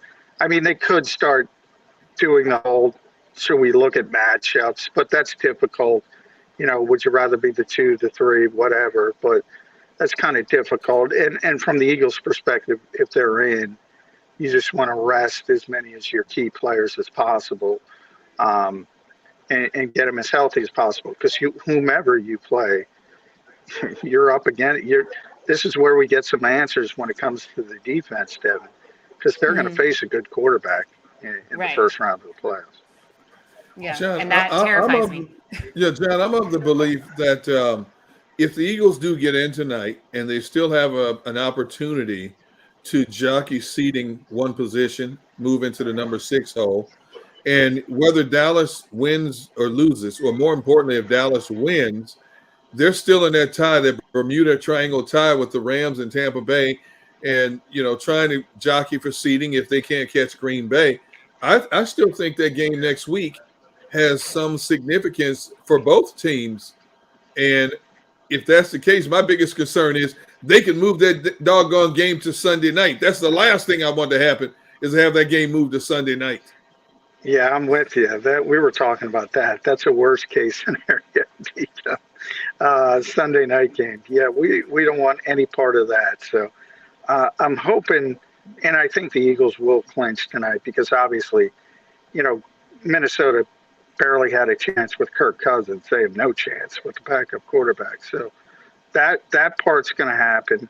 And then you need just one of the 2 games here at the 4:30 window going your way. So it's very likely I don't think the Eagles are going to want to jockey for 7-6. And by the way, if I'm the Eagles, I'm avoiding, and people aren't going to like this, but I've said it before, so I'll say it again. I'm avoiding the Dallas Cowboys at all costs, because I just don't think styles make fights, they say. I don't like that matchup. We saw what happened the last time, so. Yeah, really.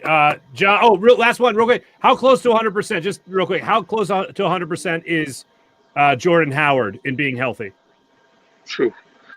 I'm going to go 85%. I don't, he clearly wasn't himself. He had extra padding on during the week. But he was out there, so I give him credit, because he and again, the numbers weren't great, but in the second half, he made some big runs, especially on that last drive, which really siphoned a lot of clock off. Mm-hmm. Absolutely. John McMullen, great talking to you as per usual. Don't forget, portions of this live broadcast are brought to you by First Trust Bank. Check out the JAKIB Media YouTube channel tomorrow morning for Birds 365 with Jody Mack and Johnny Mack himself. First Trust Bank, the official bank of the Philadelphia Eagles. John, thanks so much, brother. Appreciate you. All right, thank you. Thank you, and Happy New Year to you. John McMullen joining the show right there. Yeah, I even thought 85% was generous in terms of the health you saw from Jordan Howard. We'll see what happens going forward with how all that plays out. We'll continue to break it down when we return on live post-game show. And don't forget, we're brought to you by Stateside Vodka. Grab a Stateside Vodka soda and try the new Surfside Iced Tea by Stateside Vodka. See the scroll below and use the promo code JAKIB for 15% off the very popular Stateside Vodka soda. Go to statesidevodka.com for more info. That's statesidevodka.com. We'll be back on 6ABC and the JAKIB Media YouTube channel in just a second. Go for the midnight dares. Go for the game. Go for the hits. Go for the fans. Go for the win. Go to Ocean Casino Resort. Book your trip at theoceanac.com. At Stateside Vodka, every new customer gets the world's best rocks glass. Free. What's that? A rocks glass? You're telling me that bottle is cut in half? You could say that. Holy shit. The glass is for cocktails, right? It's for this, and that.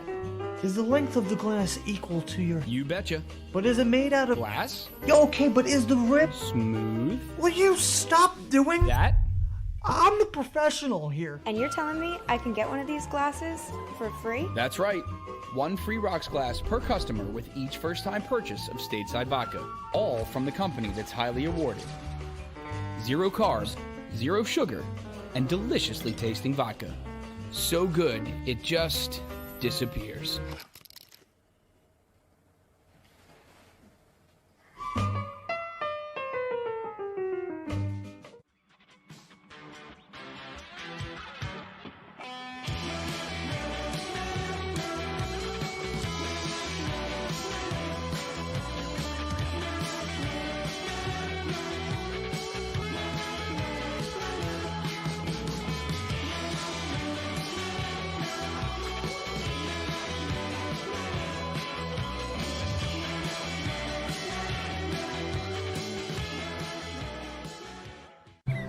I get scared sometimes.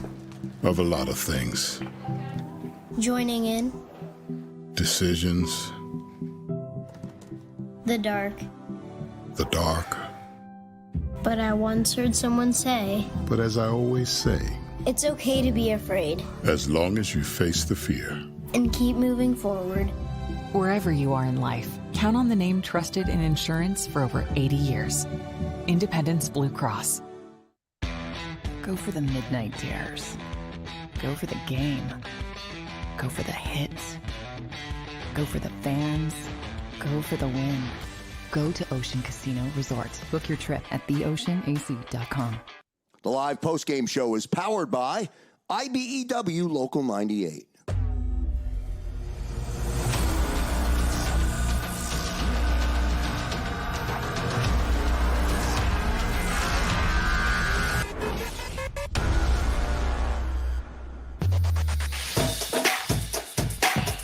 Welcome back, live post-game show. If you're just joining us, Jalen Hurts survived a bunch of fans and a guardrail falling over top of him. Oh, yeah, and the Eagles won 20-16, baby.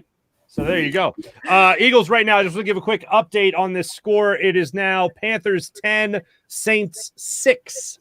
Saints 6. So we are rooting for the Panthers, obviously. Saints have the ball right now, and they are driving with about 5 minutes left in the second quarter. That game being played in New Orleans. You want the Panthers to win, or you want the 49ers to win.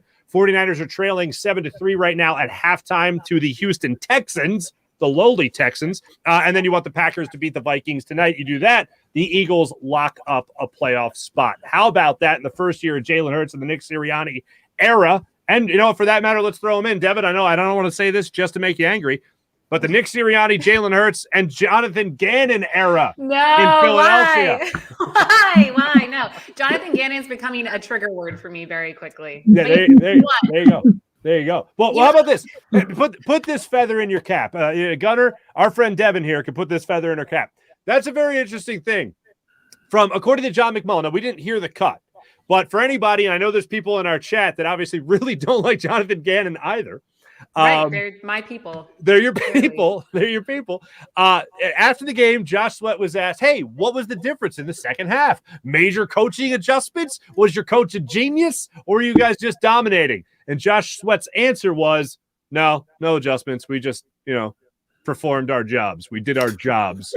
We got after it. And that tells you all you need to know. It really does. Now look, okay, you can cut it. All you need to know. Gunner, you can cut it two ways. You could say, okay, that's the player just saying the game plan was good as is, but we sucked in the first half and we were better in the second half. Or you could take it as, we just did our jobs. So I don't know which way you slice it, Gunner, but we talked about it at the start of the show. The tale of two halves when it came to this defense, particularly, especially the offense more than anything. But really, it wasn't a matter of defensive scheme, I noticed in the first half, because they were sending blitzes. They actually blitzed 5 guys, they sent 5 guys on more than one occasion in that first half. The difference was in the second half, they actually got home. So I agree with Josh Sweat. It wasn't a matter of needing to make adjustments. It was a matter of doing your job. I'll give him that. But, because there's such an indifference of opinion about Jonathan Gannon, I thought Josh might have used a little bit more diplomatic approach. You know what I mean? Well, Jonathan, he did dial up a few things, but we just played a little bit harder. That way you cover all facets. Right. But the fact that he said, "Oh, no, we just did our jobs better," it tells me that there's a possibility Jonathan Gannon cannot adjust well enough on the fly when the competition's increases to give his defense a chance to succeed.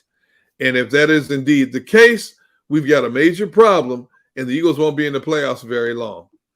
Right. I mean, it goes back to what we talked about, where for some reason, when we play against an offense, and especially a quarterback who is Jonathan Gannon respects, apparently Taylor Heineke's one of them, they just don't get the job done, or at least they take a while to get there. So I know we always use, though, he doesn't have the personnel and players aren't playing up to their full potential. Maybe he doesn't say anything at halftime. But I mean, I agree, like maybe it's not all scheme, but doesn't that fall on the coach if your players aren't playing up to their full potential? Oh, it certainly does. I mean, that's what that's like one of the easiest things you could jump to. Its bottom line is, as a coach, you have to have your players ready to play. They have to be ready to attack whatever the game plan is, whether that's not being aggressive. And I think most of these Eagles players know at this point in the season, especially when you got one game left in a longer year than usual, that your coach isn't going to dial up blitzes left and right. He's not going to be aggressive. You're not going to play a wide nine like we talked about earlier. At least Jim Schwartz and his aggressive version of a defense was always playing the wide nine.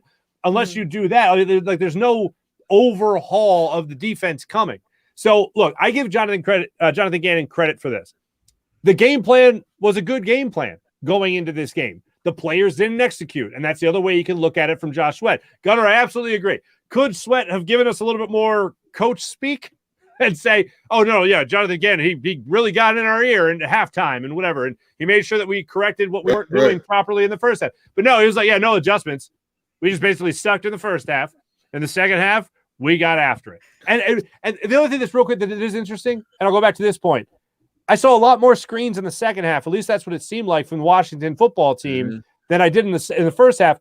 And it was like they were trying to catch the Eagles over pursuing when that is the exact opposite of what I would expect from a Jonathan Gannon defense. Well, Washington's defense was getting up the field pretty good. And so when a team is coming after you like that, the best way to offset that is with the screen game.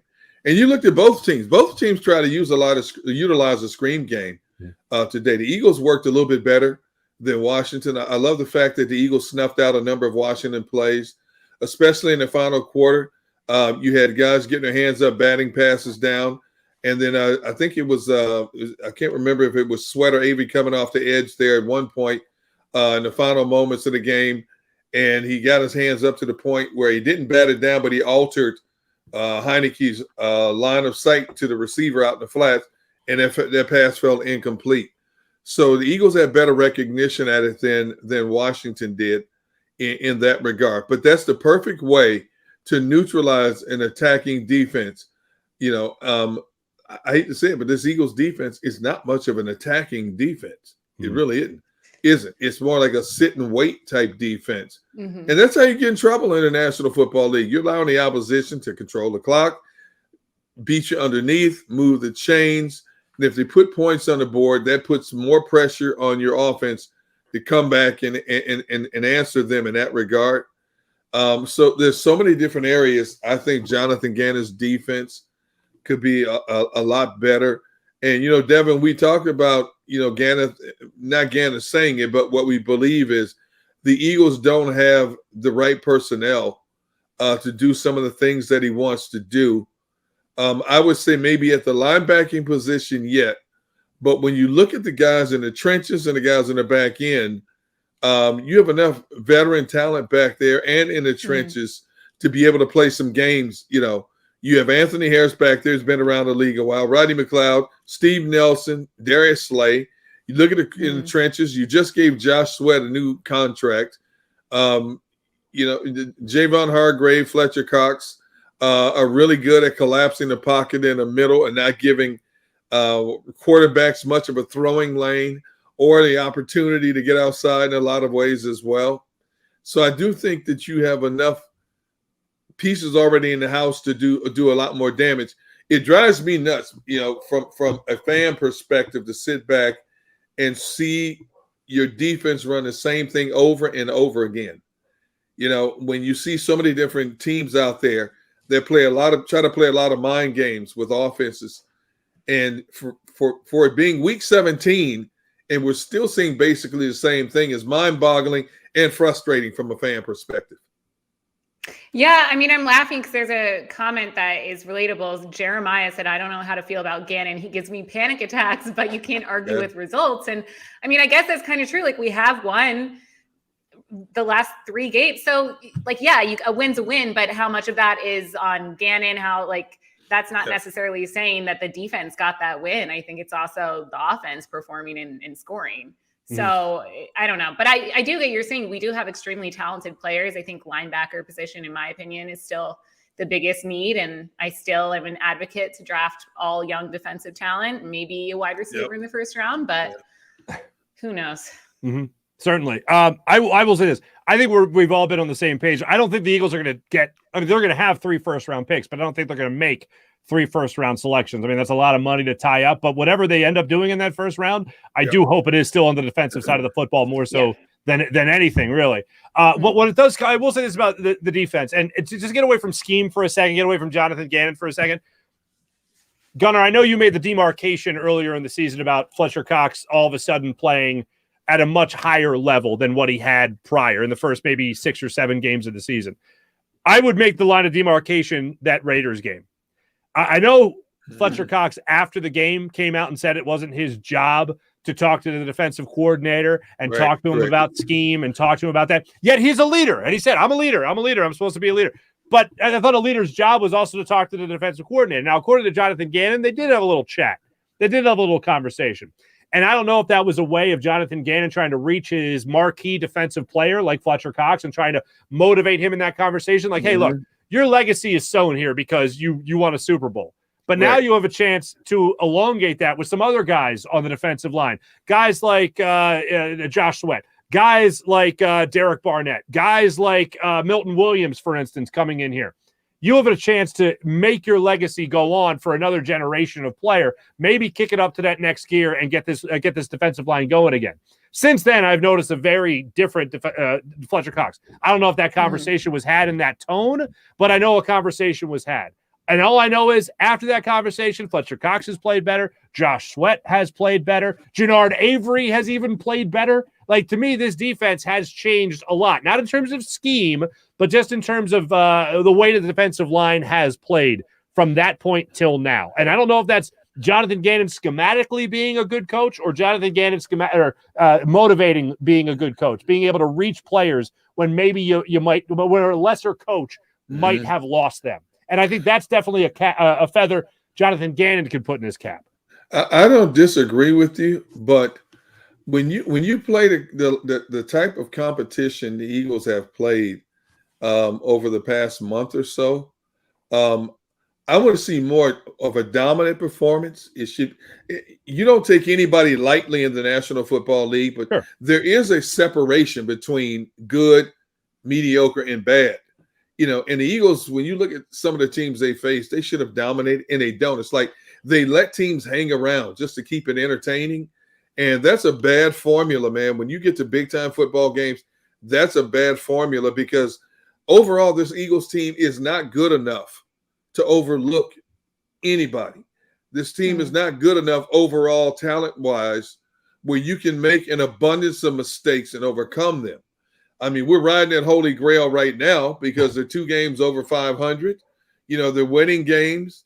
They're winning blowout games. They're running the football well. They won a close, hard-fought, knuckle junction type NFC East game today.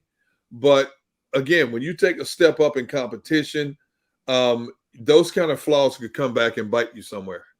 Certainly. And hopefully they don't do that sooner rather than later. So we'll see how this season ends up. Panthers right now, I just want to give one more update before we hit a break here.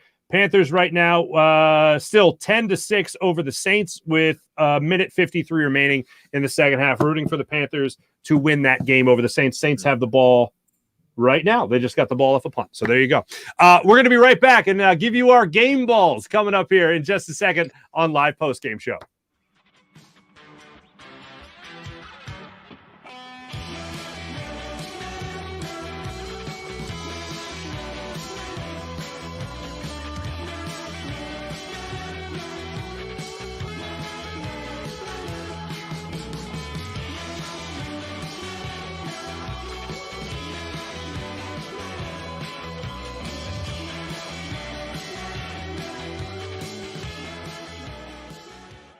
The city of Philadelphia sparkles during the Christmas holiday season with an array of colorful light displays and illuminated Christmas trees, donated or installed for free by the talented electricians of IBEW Local 98. To learn more about who we are, what we do, and career opportunities at IBEW Local 98, visit us at www.ibew98.org.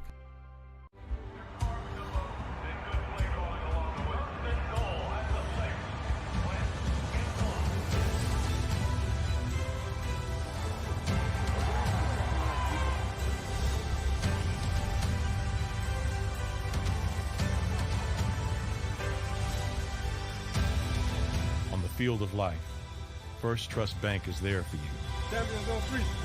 Because Philadelphia dreams deserve a Philadelphia bank. When it comes to the fight against insurance companies, large corporations, and the healthcare industry, injured victims are always the underdog. But that doesn't worry us. At Messon Associates, we're an injury law firm from Philadelphia, and we come to fight. Our clients know that they've got representation with a chip on its shoulder, and it's the same chip that makes Philly the toughest city in the country. Call 215-568-3500 or visit us online at messalaw.com. Messon Associates, the toughest injury firm in Philadelphia. At Stateside Vodka, every new customer gets the world's best rocks glass, free. What's that? A rocks glass? You're telling me that bottle is cut in half? You could say that. Holy shit. And you're telling me I can get one of these glasses for free? That's right. One free rocks glass per customer with each first-time purchase of Stateside Vodka. So good, it just disappears.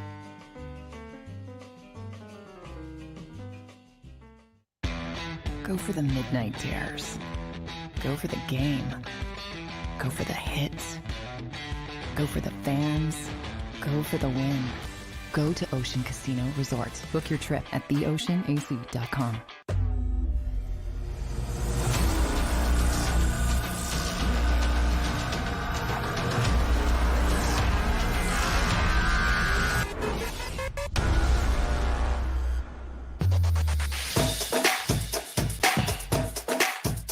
Welcome back. Live post-game show. Mark Farzetta, Derek Gunn, Devin Kinney with you. 49ers have the ball trailing Houston 7-3 right now. It's a 4th and 1. Houston's 24-yard line. Well, hopefully the 49ers get the conversion here, or they get a field goal, and they bring it to a one-point game. Saints right now still trailing the Panthers 10-6 with under a minute to go in the first half. Eagles rooting for the Panthers to win as well as the 49ers to win. And then obviously the Packers take care of business against the Vikings. Real quick question for you guys before we hand out our game balls. We've got about 5-6 minutes left in the show. And welcome in everyone watching on our YouTube page, JAKIB Media YouTube channel, as well as 6abc.com. Jalen Hurts had 3 incompletions 12 days ago against this Washington team. Today, he had about 12 incompletions against this Washington team. What was the more impressive victory by Jalen Hurts? What was the more impressive performance? 12 days ago or today for Jalen Hurts? D-Gun, you want to go? I'll say the first time these two met. Okay. Because he had to rally this team down in his home stadium. They were down 10-0. They took the lead. Washington gets within 3 in the fourth quarter, and Jalen Hurts leads them down the field to put it away by 10 points. And again, I overused the word poise, but he showed a lot of poise in how he handled that drive to put the final separation between the two. This was impressive, but I like that win a little bit more because of the situation. especially in his own backyard. Playing this game on a weekly basis is pressure enough, but when you pick to beat a team, especially a team that's decimated by COVID, no quarterbacks, and you're in your own backyard, that puts a little bit more pressure on you. So I thought that game was a little bit more than this one. Okay, 12 days ago. Devin, which one would you go? 2 weeks ago or the one today? I don't want to spoil my game ball answer here, but I was going to use Jalen Hurts. But I would say today because, we know his ankle isn't 100% and we know he told Sirianni, look, call whatever you got to call. I'm willing to do and put my mental and physical health on the line to get this win. He knew how important it was. So I'm going to go with, and they're not the Washington football team wasn't as decimated by COVID today. Mm-hmm. So I think you got to go with his performance today. Plus his throws were pretty good today. Mm-hmm. We saw him make the second touchdown, I think it was to Boston Scott when he scrambled and somehow made that pass. Like he just did some pretty incredible things today. Yeah. Mm-hmm. So I'm going to go with today. You're going to go with, I agree with today as well, simply because Taylor Heineke was playing. It was a better offense that they were facing, so he almost felt like he had to do more. And it being on the road. And look, he had to survive a guardrail just to get out of here officially with the win. So that was going to be my last point of my game ball. You just took it from me. You ruined it. It's okay. I'll think of someone else on the fly. But how do you not give the game ball to someone who survives a guardrail and fans falling on you? I mean, come on. All right, Devin, go ahead. I'll please take it. Take Jalen Hurts because I'm not taking Jalen Hurts. Who do you have? All right. So Jalen Hurts has to get the game ball because he played incredibly, once again, showed his mental toughness. Not only did the Washington football team try to defeat him on the field, their actual stadium tried to defeat Jalen Hurts even after the Eagles won. I don't know how you don't give it to him, but because we've been talking about him this whole segment, my second game ball, I suppose, would go to Boston Scott because he really stepped up today. Boston Scott is a phenomenal one. Gunner, you want the next game ball? Yeah, I'll give it to Josh Sweat. I thought Josh Sweat had a great game today. This team wasn't getting home early on. They made the adjustment, or according to Josh Sweat, they just did their jobs better. Josh Sweat had a couple of quarterback sacks. He had a deflected pass and a potential screen pass play there as well. And I thought this was one of his better games overall. And he gave this defense and his team what it needed at crucial points in the game. So I'm going to say Josh Sweat, if for nothing more, because I stole Mark's thunder. well, here you go. All right, so essentially we've complimented and given game balls really to three people. All right, we only had two people go. We've given it only to three people, and I'm really tempted to give it to Jonathan Gannon just for the hell of it to be a troll, but no. I'm not because guess what? I'm above that. So I'm going to give it to the guy that sealed the deal for the Eagles today with Boston Scott, Jalen Hurts, and Josh Sweat off the board. Rodney McLeod sealed the victory for the Eagles today in Landover, Maryland, beating the Washington football team to get that interception to close things out. Even though, at the end of that game, we're all looking at it going, they're gonna win this game, right? And then Rodney McLeod sealed the deal. So Rodney McLeod gets my game ball, and then if I could take a couple of game balls away, maybe even a football team away from Dan Snyder, I'd do that as well because his stadium's falling apart. Anyway, I support that. There we go. So that's what we're all here for. That's what we're all here for. Hey guys.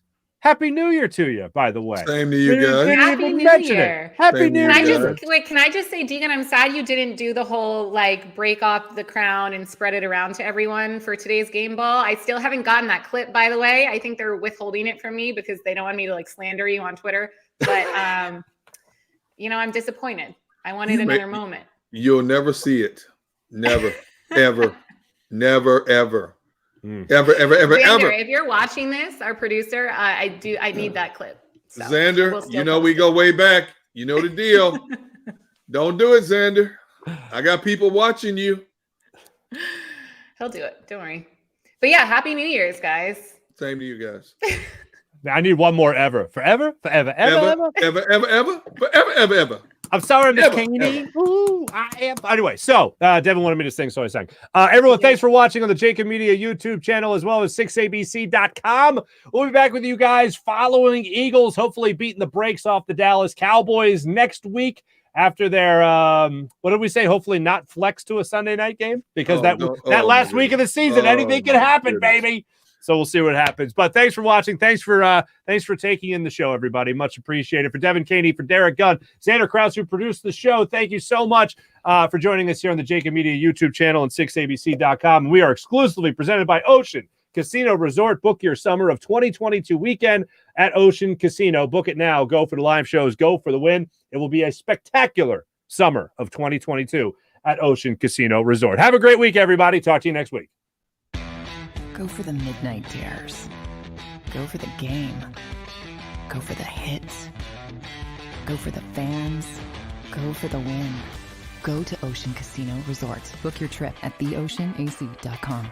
At Stateside Vodka, every new customer gets the world's best rocks glass. Free. What's that? A rocks glass? You're telling me that bottle is cut in half? You could say that. Holy shit. Glass is for cocktails, right? It's for this, and that. Is the length of the glass equal to your... You betcha. But is it made out of... Glass? Yeah, okay, but is the rip... Smooth? Will you stop doing... That? I'm the professional here. And you're telling me I can get one of these glasses for free? That's right. One free rocks glass per customer with each first-time purchase of Stateside Vodka. All from the company that's highly awarded. 0 carbs, 0 sugar, and deliciously tasting vodka. So good, it just disappears.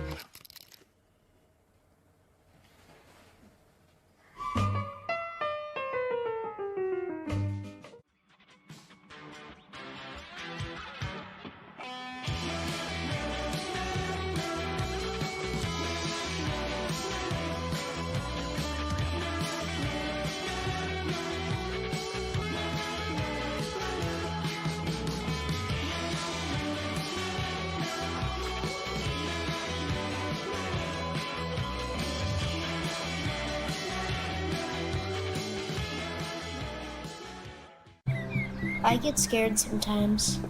Of a lot of things. Joining in.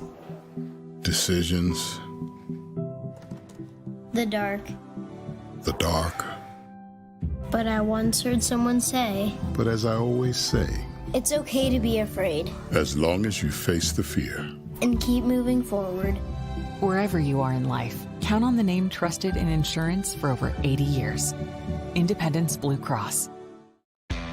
Go for the midnight dares. Go for the game. Go for the hits. Go for the fans. Go for the win. Go to Ocean Casino Resort. Book your trip at theoceanac.com. The live postgame show is powered by IBEW Local 98.